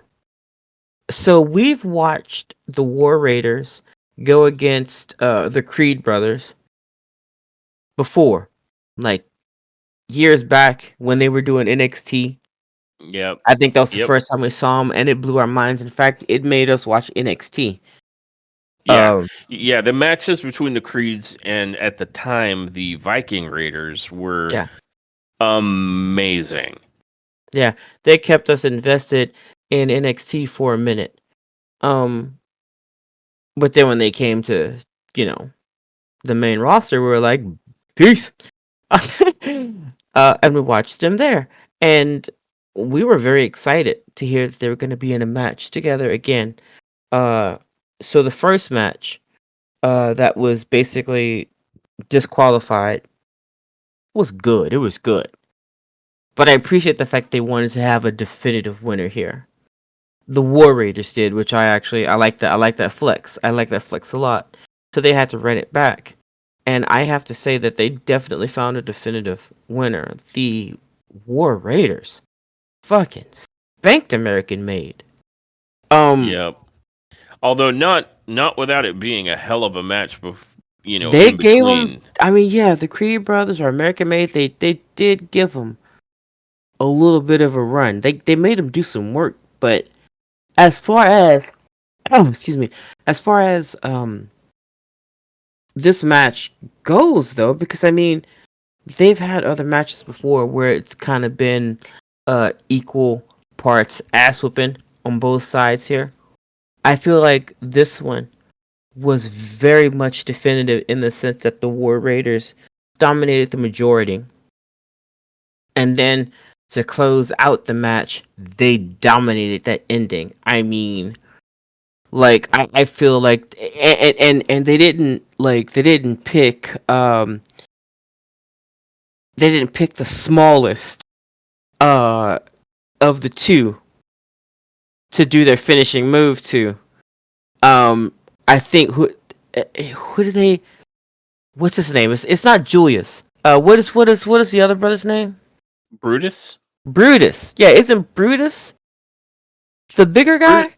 Brutus is the one that does the Brutus ball. Yes, The you're right. taller one is Julius, and Brutus is the like Yes. wider one, the Yeah, thicker one, yeah, I yeah, guess. yeah, yeah. That yeah, yeah. They made sure they made this definitive because they threw like Julius was not in the ring for this. Like this was all um this was all just them whipping Brutus's ass for the ending. Um, if I remember correctly, because I remember yeah. Yeah, this one I'll be happy to give a rundown of some of the play-by-play Yeah, because go there was ahead. some high Yeah. spots in this one. Um, so we end up with like Eric starting the match, and it's mostly like them going back and forth, him and Julius, and uh, there was a point where like Eric is throwing people around, and he body slams Brutus, tags in Ivar, and I want to say not long after that, Ivar does the insane, which Ivar being like 300 pounds does a lot of things that a guy as big as him should not be doing, and a handspring double back elbow smash is definitely not one of them. But he does, and he takes down both brothers. Um, then I want to say Eric did the thing where he body slams Ivar on top of like one of their opponents. I think Brutus in this case. And that brings us to the end of the first segment. And when we come back, American Made is, tossing Ivar into steel ring steps, having complete control of the match at this point. They hit a double delayed suplex for a 2 count. I want to say on Ivar in this moment. Ivar ends up fighting his way out of it and hitting like a leaping seated senton, which is just disturbing when Ivar does it because he's huge. Yeah. I mean, there's no like trickery in that. Like it's there's nothing that softens a 300 plus pound man just falling on you back first. Um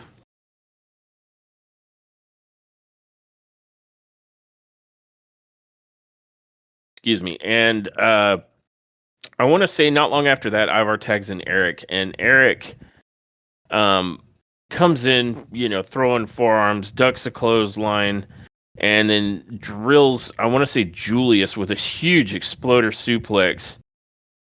And then I want to say Brutus tried to interfere, and Eric whipped him across the ring. And on the return, he hits him with that big like waist slam that he does. Yeah. They often call it an uranagi, but an uranagi is when you're lifting somebody up from the shoulder, like from the same hold position as like the delivery of a rock bottom. And this is closer to like the one arm spine buster that Bobby Lashley does, is what Eric's doing. Yeah. Um, and so for a bit, Eric is basically kicking the crap out of folks. And he goes to tag in Ivar, and the War Raiders are able to hit the Viking experience on, I think it was Brutus? But they only get a 2 count, and they go for the Cerberus bomb, but Julius at this point counters and lands back on his feet. And then while they're kind of stumbling around, Julius delivers a rising knee to Eric. And as we enter into the final stretch of this match, Julius, in order to get the tag, grabs hold of Eric and like spins 180 degrees around with him before delivering a ginormous over-the-head belly-to-belly suplex. I thought he was going to do like a spinning belly-to-belly a la Scott Steiner when he was Big Papa Pump. He'd like to do that, like a huge belly to belly where he would do the 180 degree spin around before throwing a massive spinning, like almost like in more modern terms, it'd be like a Bailey to belly, but like a huge one, right? Like done by guys with like a shit ton of muscle mass. So it's crazy. But this was an overhead toss that nearly like threw Eric out of the damn ring. But he threw him all the way back to his own corner where he goes in and tags Brutus in. Mm-hmm. And then I want to say Julius hits an Olympic slam, which, what did Michael Cole call it? Like a fall-away slam? And I'm like, dude, that was the angle slam or the Olympic slam. It was not a fall-away slam. And I want to say he hits it once, and then he hits it again. And on the second go, he sets up Brutus, who then does a 450 splash. Brutus, 5'11" and like 287 pounds, I think this guy is. He's a big dude. And he drills a 450 splash. And without dropping his knees into his opponent, by the way, which is something I've seen recently done. I'm trying to remember who. I think it was a women's match, but I digress. But Brutus then is like hammering, dropping the hammer fists, and then he tags in Julius. And Eric manages to fight his way out of the fireman's carry position and ends up fighting his way to the corner where Ivar tags himself in. And Julius then proceeds to kick Ivar off the ring apron. And I want to say he ends up getting Ivar. Was it Ivar or Eric that he hit with a superplex? Julius ends up superplexing like the snot out of somebody. And then he attempts to do a moonsault on Eric, but Eric rolls out of the way. And Ivar gets onto the top rope and attempts to do the moonsault to Julius, who's now on the mat. And Julius rolls out of the way. So we're having dueling moonsaults. And then Julius climbs up to the top rope. No, that can't be right. I think, who was it? That climbs on the top rope? Ivar goes for the moonsault. Brutus ducks out of the way. Okay, yeah, so it's...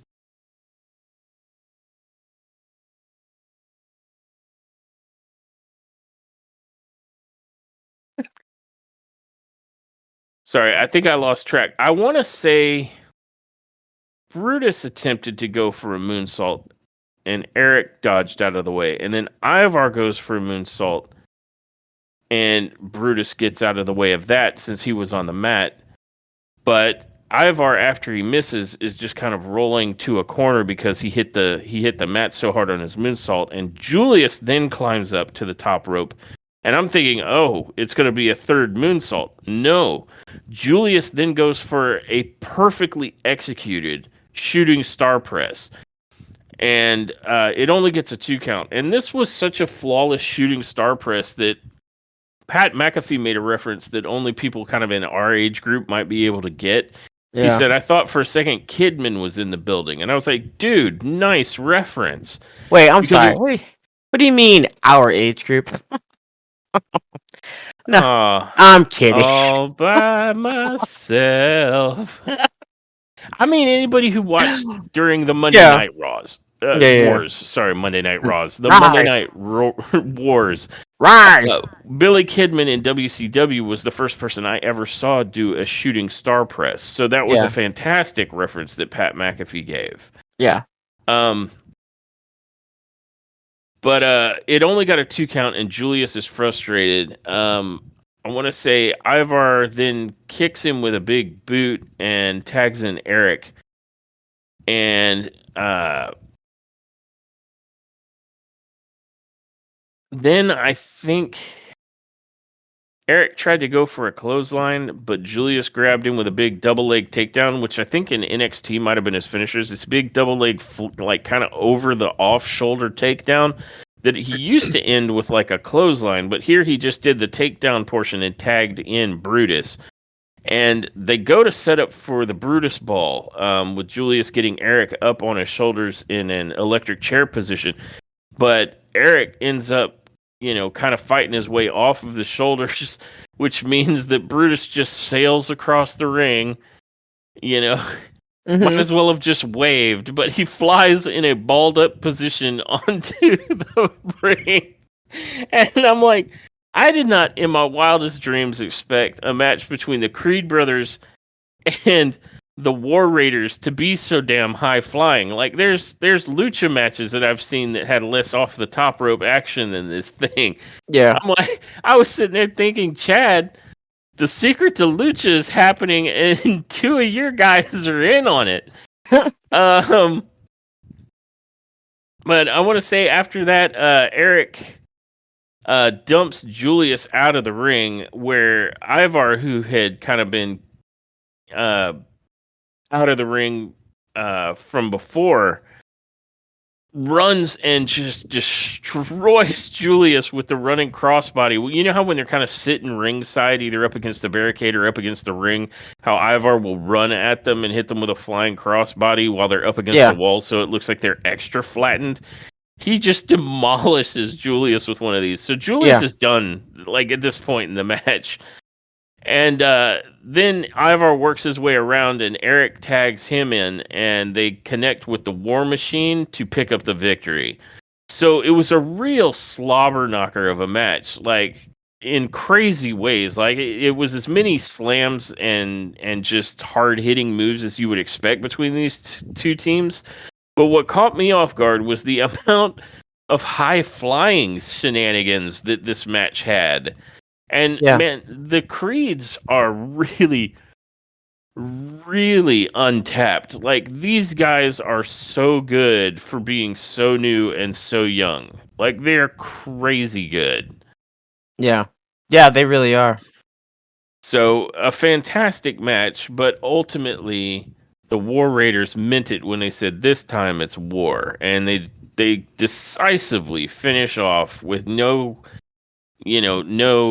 uh, question Yeah, that they are the champions in this situation. It's not, oh, disqualification or, any of that stuff. This was a decided victory where they kicked the snot out of the Creeds. yup. So, a fantastic match. Your winners and still tag team champions, the War Raiders.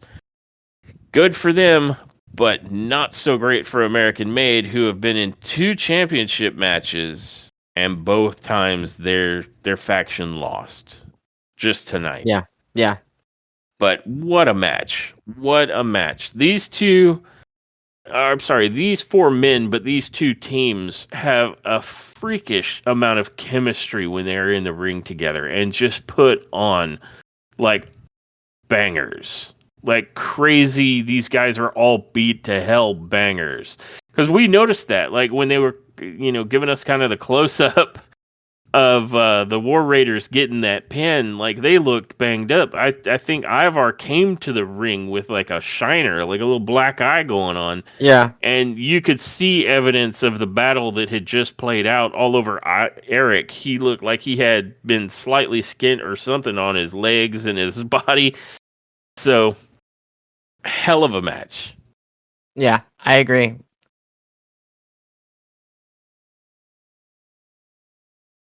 And then would you like to speak to what came next? Uh, I believe they gave us another recap of Elimination Chamber. What? Uh, Not another recap? No, surprise, surely not surprise. Yeah, WWE. surprise, motherfucker. Yeah, they gave us yet another video recap. This time, it was of Kevin Owens and Sami Zayn's match because they remembered that other things happened. Besides Cena and Cody and The Rock? Yeah, What? No, that was the whole night. That was all of yeah. Elimination Chamber. It started, it ended like that. Oh, but and I mean that was a great match. So we got that. We also got the return of Randy Orton at Elimination Chamber. Also, after the match with Kevin Finally. Owens and Sami Zayn, The Rock has come back. Okay, and after that, we got a vignette by from LWO. Because they have unfinished business with New Day. Uh, Yep. and Rey Mysterio and Dragon Lee are challenging New Day to a tornado tag team match next week with no disqualifications. I gotta Um, say, we were mentioning the quality of writers, right? This is the first time I've seen some of the people in LWO cut a promo. Like I've seen Ray and I've seen Dragon Lee at least once. This is the first time I think Cruz and I always forget his name. Joaquin? Yeah, I Is it think yeah, Joaquining something? I think But you got it it's right. the Yeah. first time I've seen either of those 2 men cut a promo, and they did really, really well. They did. Was it I'm not Joaquin sure. Wild and Cruz del Toro? Is that right? Am I getting it Yeah, right? yeah, you did. Yeah, Yeah, I think it's I, Joaquin Wild has like perfect English amongst the group. I think him and Ray speak with like no accent and I think almost that's flawless Cruz. English. I think Cruz is the thicker, stouter one, isn't he? And Joaquin Wild is the thinner, more ripped one. I thought Joaquin Wild was the. You know what? Maybe I'm wrong. Yeah. I don't know, but I could have sworn that Joaquin was the one who had the accent. But Well, if I got it backwards, my mistake. But let me then say this: the thinner, more ripped member has like a perfect English with almost no detectable accent, and the thicker, stouter one, a little bit of an accent. But both of these men, for the first time I've ever seen them cut a promo on the main roster, did really really well. And this was actually kind of a badass LWO vignette. That's all I really wanted to add to it. I was yeah, pleasantly surprised. So I think you're onto something. I think the writers over at WWE like are really getting, or at least on Raw, they're really getting their shit together. yeah.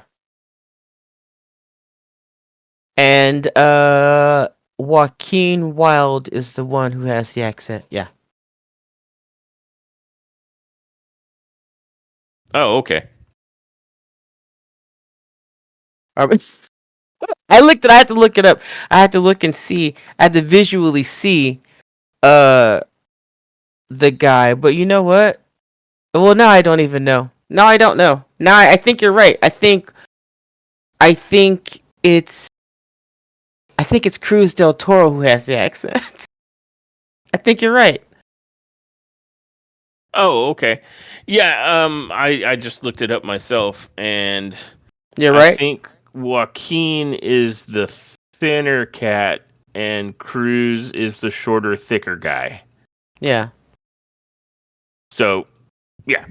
All right. Now that we've established that, hopefully they'll get some more airtime because it's telling. Like you and I both struggle to even remember these two individuals' names. We've seen so little of them on their main roster debut, and they basically got unceremoniously dumped out of Legado del Fantasma, who then picked up was it Angel and Umberto? Yeah.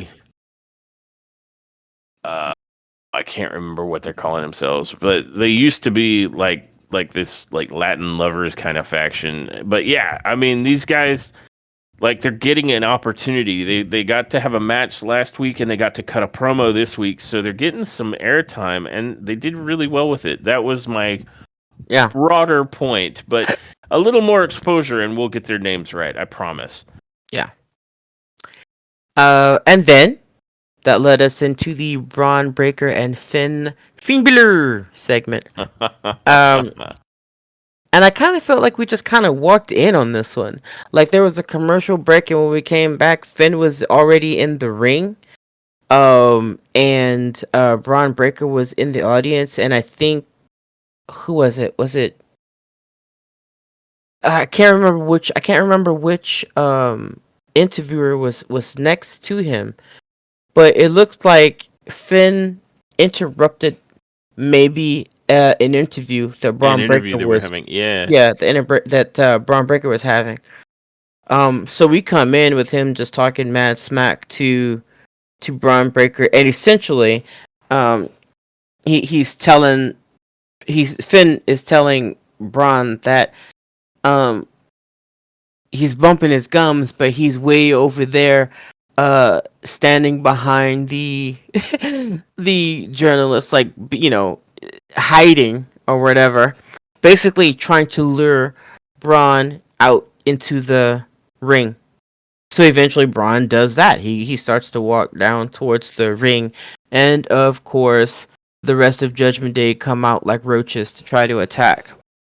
And they got stumped like roaches. Like I mean, Carlito comes out the slowest run. Like, you mean to tell me you don't think somebody's gonna see you running at like 2 miles an hour with the biggest afro?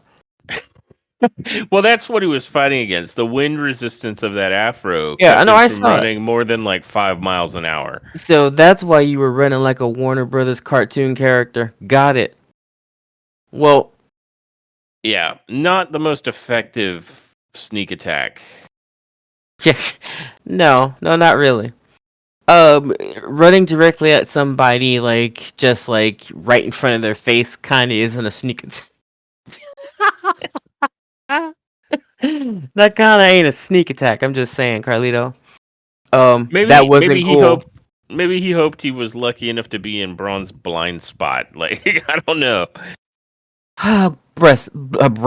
Wow, bless his heart. And Bless his breasted heart. too. Bless his heart. Um.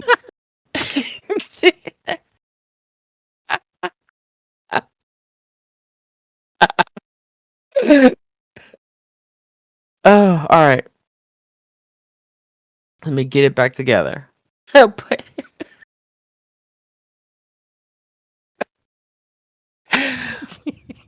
uh,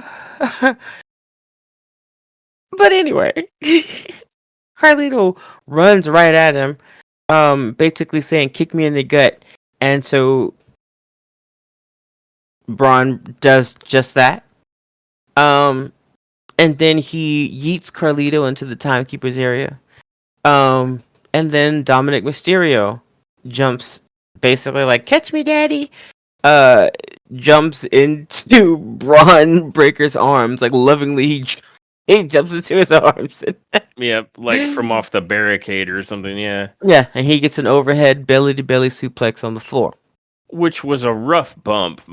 Kudos to Mysterio for that one. Ouch. Yeah. Finally, I think he gets in the ring and Finn. Now this says that Finn drops Balor with the sling blade. Oh, nice. Yeah, no, he dropped Braun. I know they're both B words, but come on. Yeah. So he hits him with the sling blade, and excuse me. Basically, uh, Braun gets out of that, and he was about to go for, I think they call it the super spear, which just cracks me up for some reason. He was charging up his spear like a very angry cat, and he Yep, was getting yep. he was getting ready to hit him with it, but Dirty Dom gets pulled out of the ring, by Finn. I'm surprised that Finn did that. I thought he was get teach him a lesson, or whatever in No, his no, anger. no. Yeah, no, it was the other way around. Dirty Dom pulled Finn Oh, out at the last I'm second. sorry. Yes, yes. Yeah, Dirty Dom saved his butt. Right, pulls him out, and then Braun realizes that like they're leaving, but he realizes that Carlito is still over there being stupid. So then he does the wraparound spear to Carlito to close that segment out. Yeah, Uh, and and Carlito then even hit the ground slowly. I'm telling you that Fro causes a lot of wind resistance. it does. And then guys, come close. Ask me.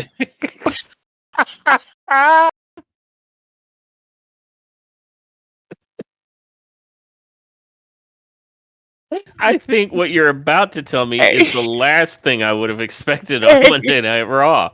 hey, come here, kids. Ask me what the next thing was that they showed. What? If you guessed a video recap of John Cena's heel turn and Cody Rhodes from the Elimination Chamber, then you would be absolutely correct. Because that's what they played next. After that, Michael Cole says that Cody Rhodes will address everything this Friday night on SmackDown. Yeah, So, he apparently needed a night off to recover from the psychological trauma. No, no, just the ass whipping. Just the just ass the ass whipping that whipping. he Just, got. just the whipping of the ass. Just the ass obliteration. And after that, we found out that next week on Raw, Jey Uso is gonna battle Grayson Waller. And the New Day, Air quotes battle Grayson Waller. Yeah, yeah, battle. I'm sure Gunther might interrupt or do something, but as far as Yeah. the match between him and Grayson, I don't think it's gonna be much of a battle. Hey Grayson, what's your favorite vegetable? Squash? Oh, then you're in for. Do we have a treat for you? Man, I'm such a dweeb. I'm like broccoli.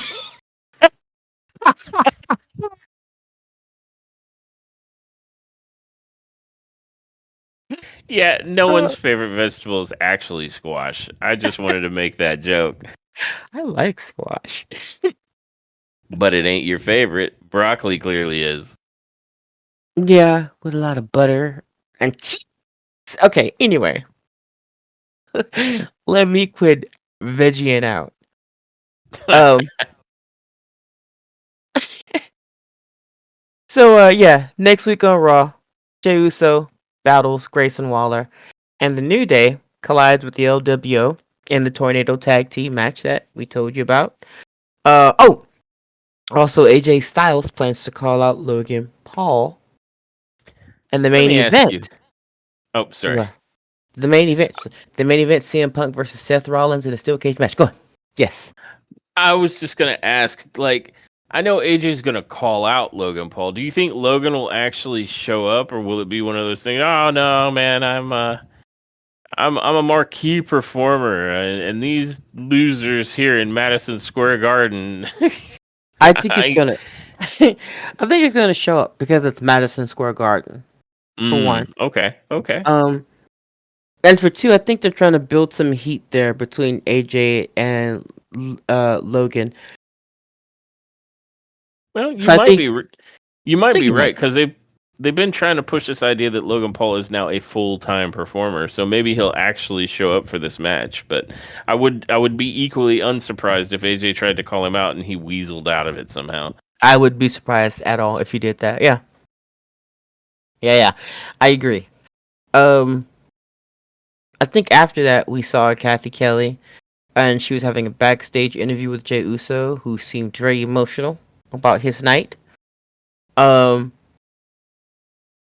and so Jey Uso says every week, he keeps hearing the people saying that he can't do it. I don't know who's saying that. I don't know who's saying that. I think Jey Uso could do it. Absolutely. Um, and he's saying that tonight's attack is making him question himself. His back is against the wall. The pressure's building. No, but he'll never fall. Instead of crying, you'll hear him roar. No, I never needed. See where out. Okay, anyway. Well, he doesn't because he's just him, Oos. Yeah, it says him moves. But he said basically nobody was gonna pick him up but himself. I'm like, yeah, you got a twin brother. Stop it. Shut up. He's gonna support you anyway. And he says if Gunther plans to give him 10 weeks of hell, then he's gonna prepare to walk through the valley of the shadow of death and fear no evil. And I'm like, boy. Bars.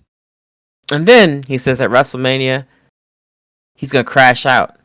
And if you guys don't know, that means he's just gonna go all out. He's going all out here, like balls to the wall. It says All gas, no brakes. all gas, no brakes. And he says that Gunther woke up a beast. Like, you choked him out, but he said you woke up a beast. And then he says, what how does he say it? One word, 4 letters. Yeet. Yep, nailed it. That's exactly how he said it. I like the You gotta get that think extra everybody aggression does, out. yeah. You gotta get the extra aggression out. It gets you One ready for the word, proper 4 yeet. letters. Yeet. Yeah. And that, ladies and gentlemen, dear gentle listeners, leads us into the 4th and last match of the night. The main event, Rhea Bloody Ripley versus Io Sky, Genius of the Sky, for the WWE Women's World Championship.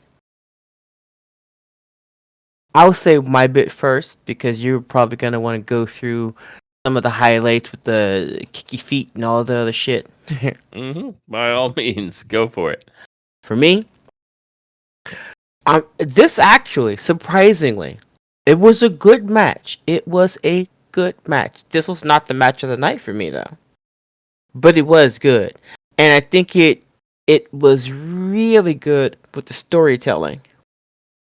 And I appreciated it. You may not appreciate how the story ended, right? You may not have liked it, but I do appreciate that this was gutsy. This was a very gutsy match storyline wise. As far as the actual match is concerned, I feel like I saw a couple of flubs there. Just like 1 or 2. And it was almost like a miscommunication between the two. But other than that, this was a pretty solid match. I think both competitors looked good, and I think Io looked like a very fierce competitor, and as she should. Um, she's worn gold before, and she's done so deservedly. So, this was, this match here was no exception. Like, they took her serious, and she delivered. I thought I thought the flubs though. I don't know if it was more her or if it honestly was. I tried. I was looking real hard to see if it was just like EO being EO, because I've seen EO flub before. Whereas I haven't seen that really with Rhea. I'm not saying that it hasn't happened, but I'm saying I haven't noticed it as much as I have with EO. Again, not saying that EO isn't great. She's a fierce competitor, but I have seen more flubs from her than Rhea.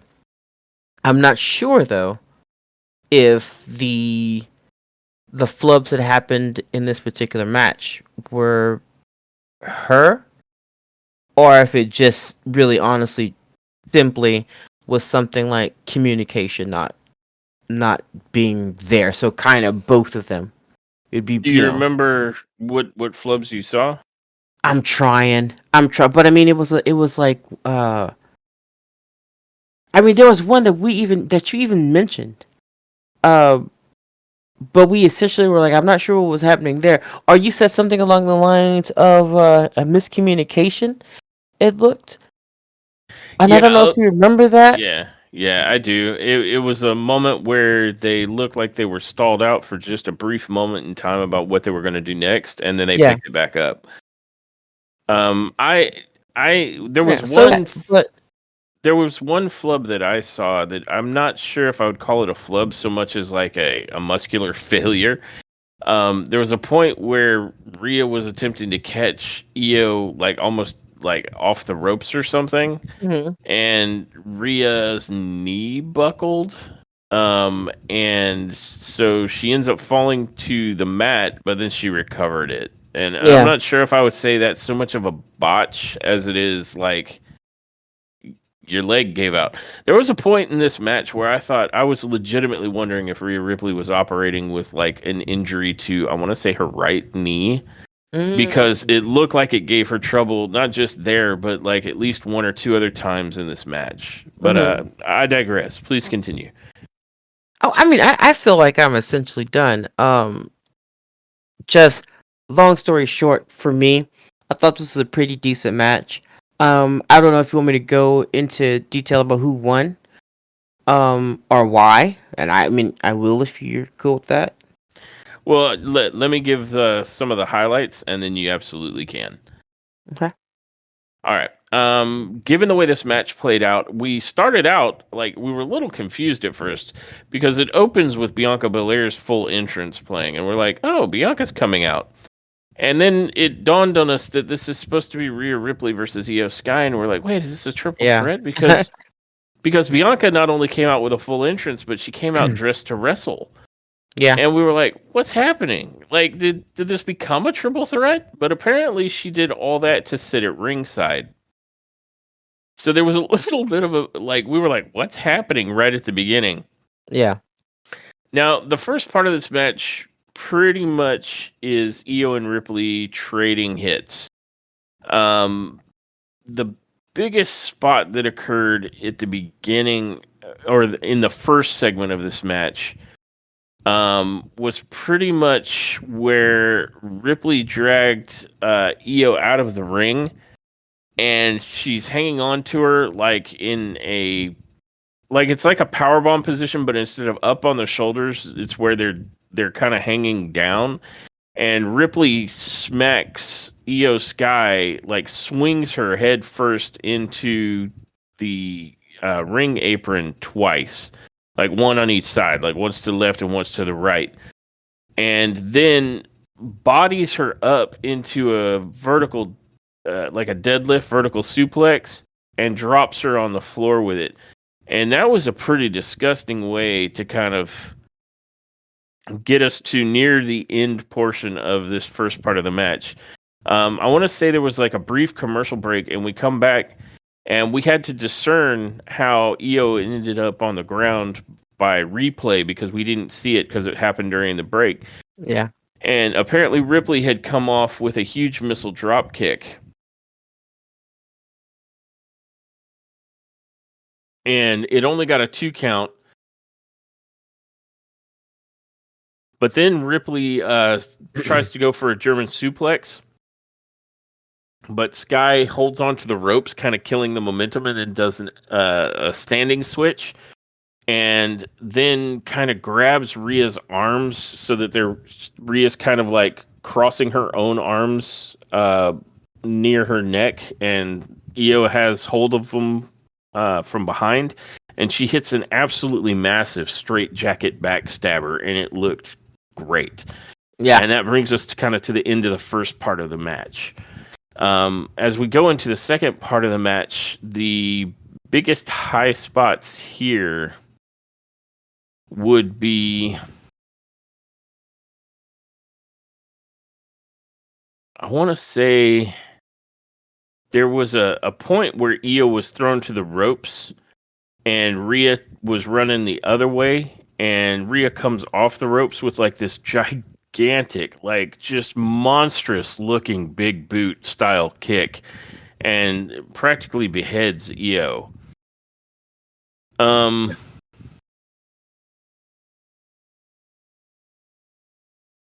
But in the second part of the match, there's a fair to middling trade of, I want to say,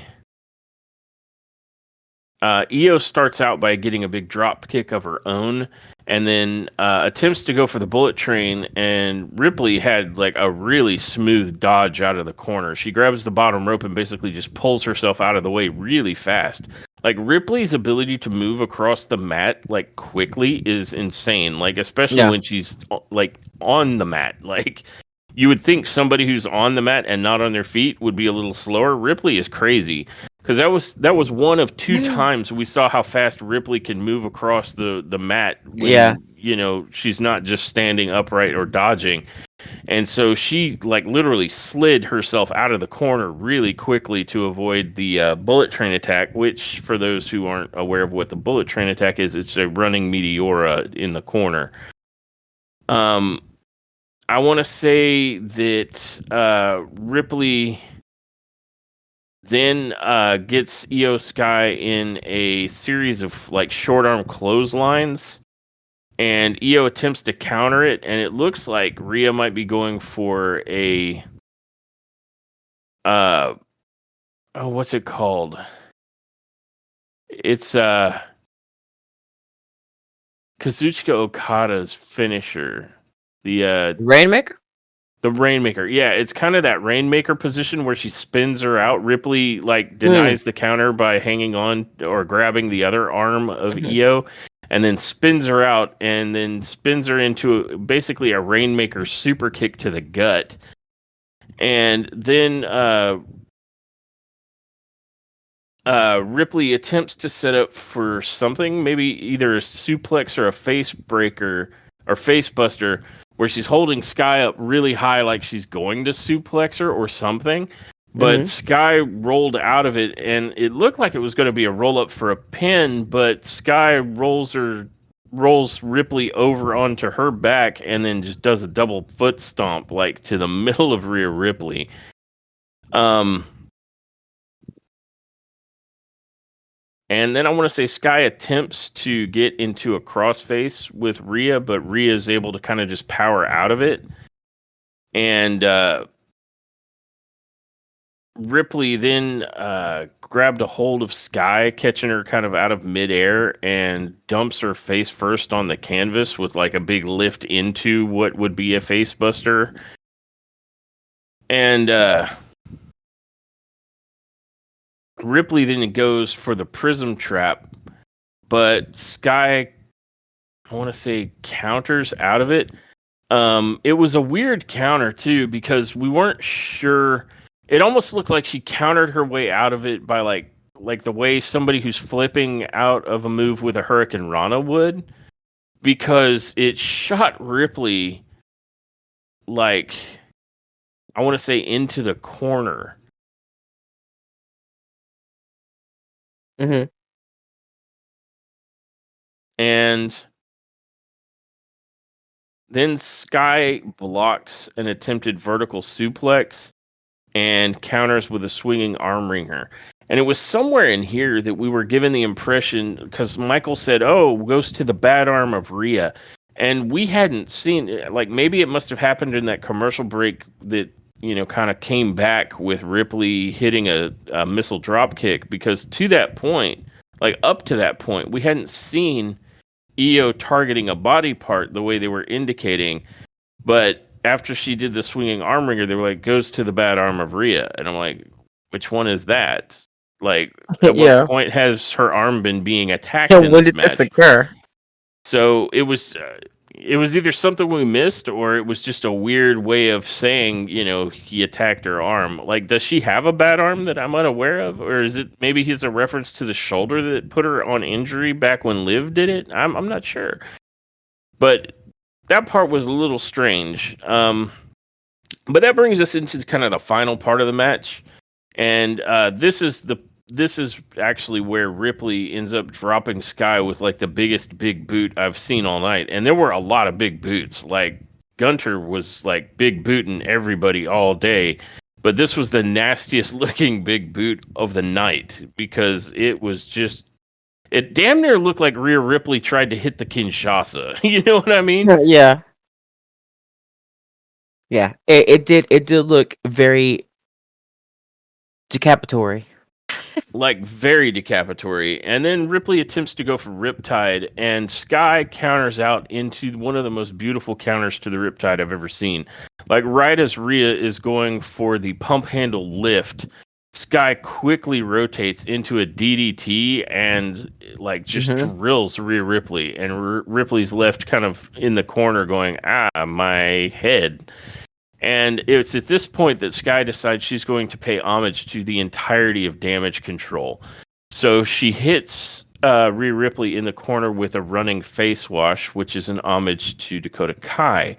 And then she ascends up to the top rope and drops the insane elbow on Ripley for a 2 count. And then coming out of that, off of the 2 count, she then applies the Asuka lock. And this forces Ripley to have to try and power herself to her feet with Sky like on her back. And this might have been the second part where I was like, is her knee okay? Because it looked like there was a little bit of a struggle there. And it almost looked like Sky was like a little overextended on Rhea's shoulders. So they kind of adjusted, and Ripley makes it to her feet, and she backs Sky into the turnbuckles to break her out of the Asuka lock. And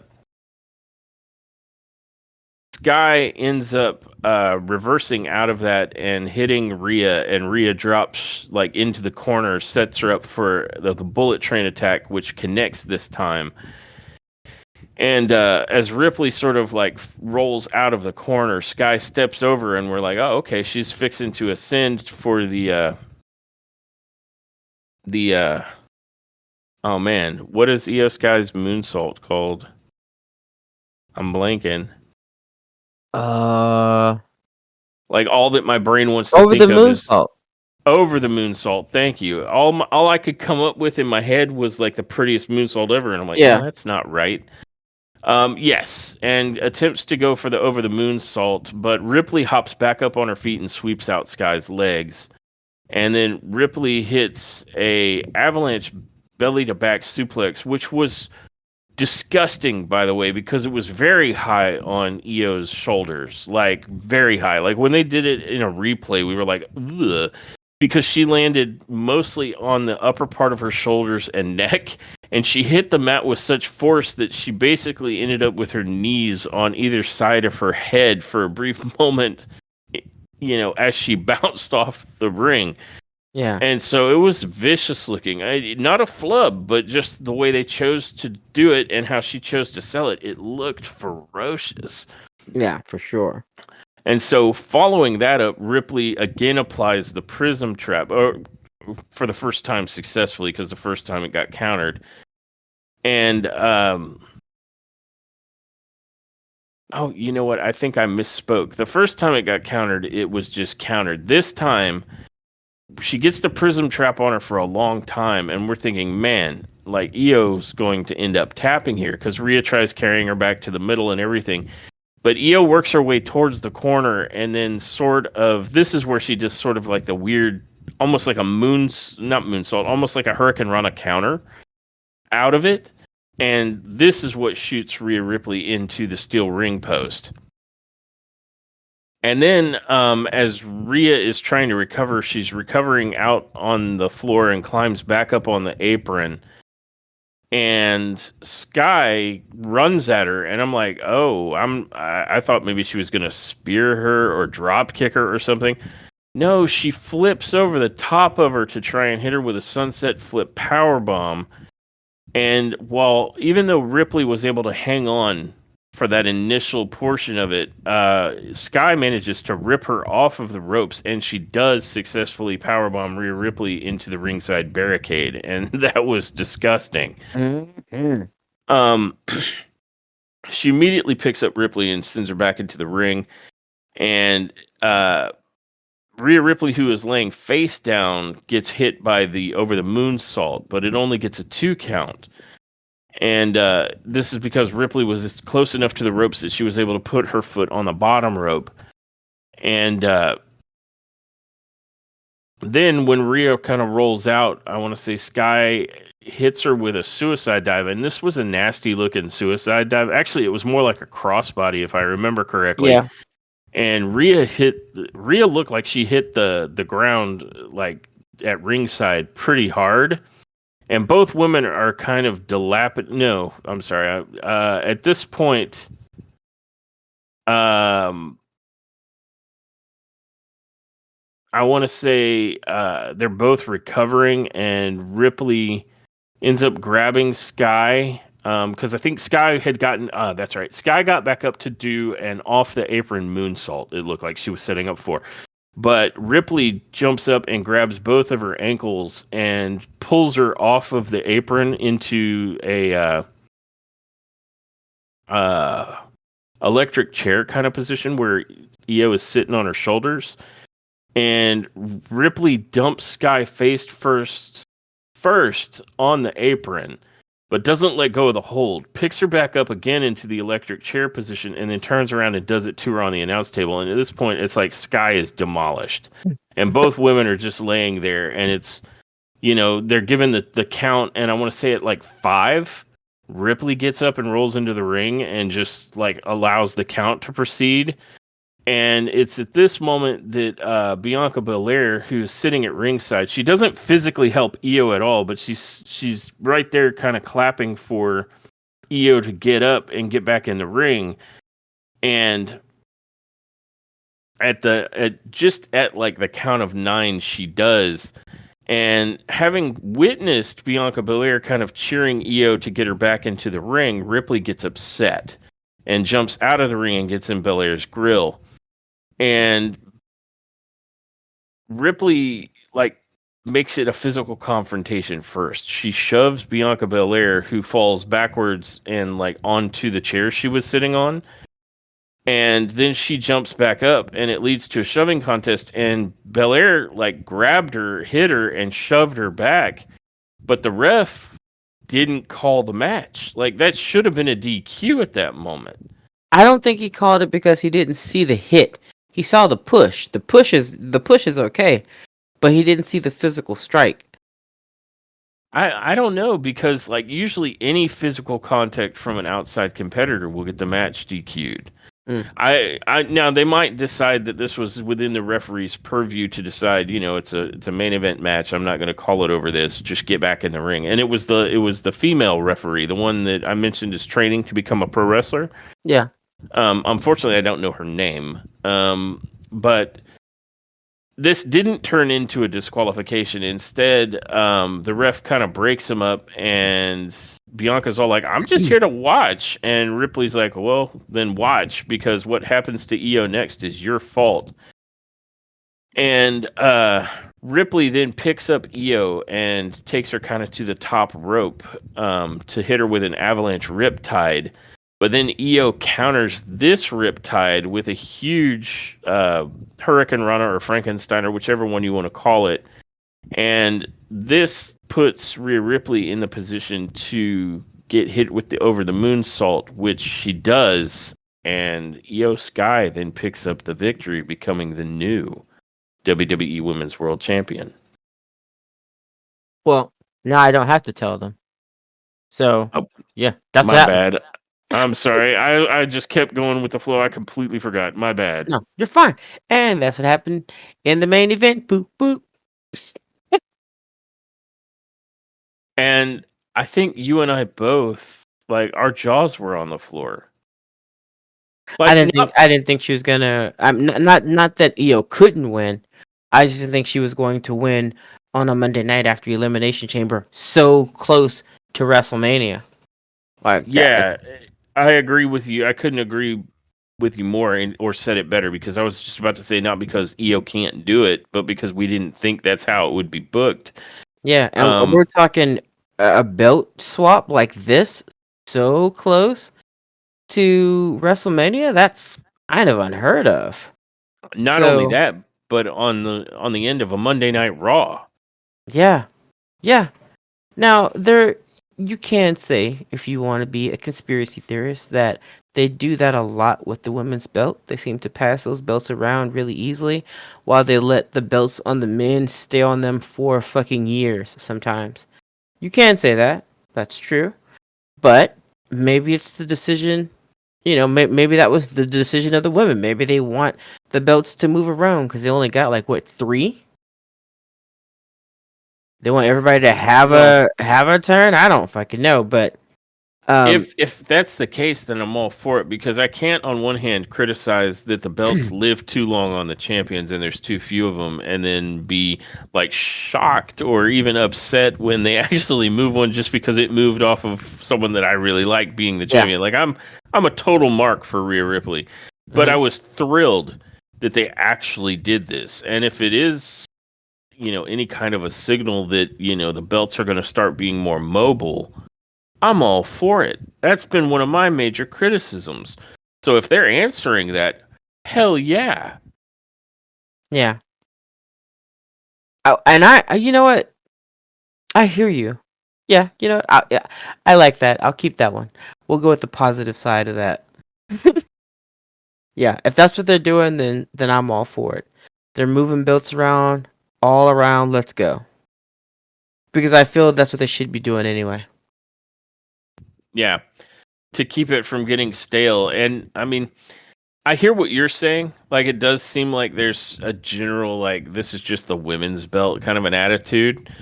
But even if they're just using the women to kind of test out how this idea floats, then they're looking in the right direction and just starting with the women. Because I think it would be good for the entirety of WWE's roster for them to move those belts around a little bit more, especially, I mean, for fuck's sake, you created a whole new belt. Seth Rollins even said it, because the belt was just living on Roman Reigns, which basically took it out of the storyline as a story angle or anything you could book with. Yeah. Um, so I think this is a better way to approach it. But no matter which way you slice it or what reasonings they had, this was a shocking turn of events to end the night for Monday Night Raw. Like, on so many levels. Like, Yeah. again, I did not expect Io was going to beat Rhea because Rhea has been booked so dominant for so long. And it's like, I feel like she only just got that belt back from Liv. She But did. That's why I was like, huh? yeah, but if they're trying to subvert expectations and move those titles around more, I'm here for it. Because if that's the case, then there's nothing that says Ripley can't ask for a rematch and just win it right back, and I'd be okay with that if Yeah. or lose it again, and Io's your new champ. Deal with it. Either of those is good as long as like I can go into a championship match and not feel like it's a foregone goddamn conclusion, which is the worst outcome. Yeah. Because it makes it pointless. At that point, it's a rote exercise. Like, yeah, we're just going through the motions now, y'all. Yeah. You ain't wrong. I fully agree. So, lots of shocks and surprises from the WWE the past couple of days. Um, given that, you know, given everything that we saw this evening, how would you review and rate this episode of Monday Night Raw? Uh, ignoring all of the recaps of the same fucking thing over and over again, just ignoring those because we understand that that is WWE. That's just how they roll. I think I would give the actual show itself, minus those, about an 8. Thought it was really good. Um, I thought the matches were good, and I'm really feeling like I don't know what the change is. If they got a new lead writer, whatever the case, I'm really feeling the writing on Monday Night Raw. I'm really feeling the writing that's going on with the superstars too. Like Bianca Belair's response, I thought was really great to the question about Naomi and Jade Cargill. Jey Uso's response, I think he does his own thing, but he's brilliant. CM Punk being damn near likable because of his promos. Like, this is some magic shit. They have found. If you Mm-hmm. got me saying good things about CM Punk not once, not twice, but 3 times, you have done masterful work. So Yeah. whoever it is, whatever's happening, chef's kiss, I'm here for it. This is definitely at the very least an 8. This was top tier for me. Nice. Nice. I hear everything that you're saying, and all I can say is I agree that the writing has become a lot better. I just hope that they can find a way to share some of that magic sauce with SmackDown. Yeah. Um, Yeah. but that's a different discussion for a SmackDown episode review. This episode of Monday Night Raw, I would probably put it this as an 8.5 or a 9 if it wasn't for the recap happiness. Like the recap happiness, because I'm reviewing, like, if I'm going to recommend that somebody actually take the time to go watch this, they're going to be annoyed if they're not watching it on like a format that they can fast forward through with just how much. Like the recap was ridiculously heavy. Like they recapped so many things from Elimination Chamber that you almost don't need to go try and look at Elimination Chamber if you were planning on it. And Yeah. they they also, like, I remember we had just finished watching the brawl with CM Punk and Rollins, and they recapped that, and it's like, Right dude, that was after. like a minute ago. Come on. Do you think no one has any short-term memory? So it was a little like, it's always kind of been their thing, but they leaned into it heavily for this episode. So this gets dropped down, unfortunately, for that formatting, for me to write about an 8, like you said. It would have been a Yeah. better show. The only other thing that kind of was a ding against it was the absolutely listless title defense between Lyra Valkyrie and Ivy Nile. And this Yeah. is for a brand new mid card belt that you're hoping will, like, be really interesting. It's a new belt, so they're test driving this idea. We're like, well, let's see how it works. And lackluster performances like that are bad on their own, but that's bad for maybe the future of these mid card belts for the women if these matches are going to be lackluster like that. Yeah. So it is a top tier episode, but I'm only going to give it 8 neck nubs when it probably could have gotten maybe all the way up to a 9 if It could those have gotten a two 9. Yeah. major items hadn't really detracted from it. Like the I recap was absurdly bad this episode, yes. and uh, Ivy Nile and Lyra Valkyrie, like, just the listless performance, really, really, I felt myself in the disappointment on that one. Like, it was like, ugh. Yeah. And it's a bummer because I was really looking forward to that matchup. On paper, it looks like it'd be an amazing match. In practice, it ended up being like watching TV or watching Netflix through molasses. It was Yeah. just, but I'm also floored by the shocking victory of Io Sky over Rhea Ripley. Like you said, this close to WrestleMania, what a surprise!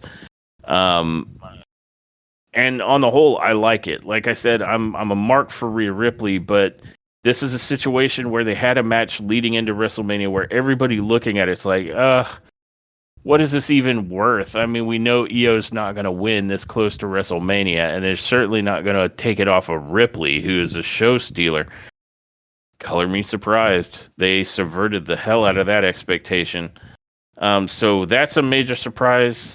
The recap and actually having watched Elimination Chamber, the heel turn on John Cena, and that whole situation was an amazing surprise. So WWE, you're on fire right now.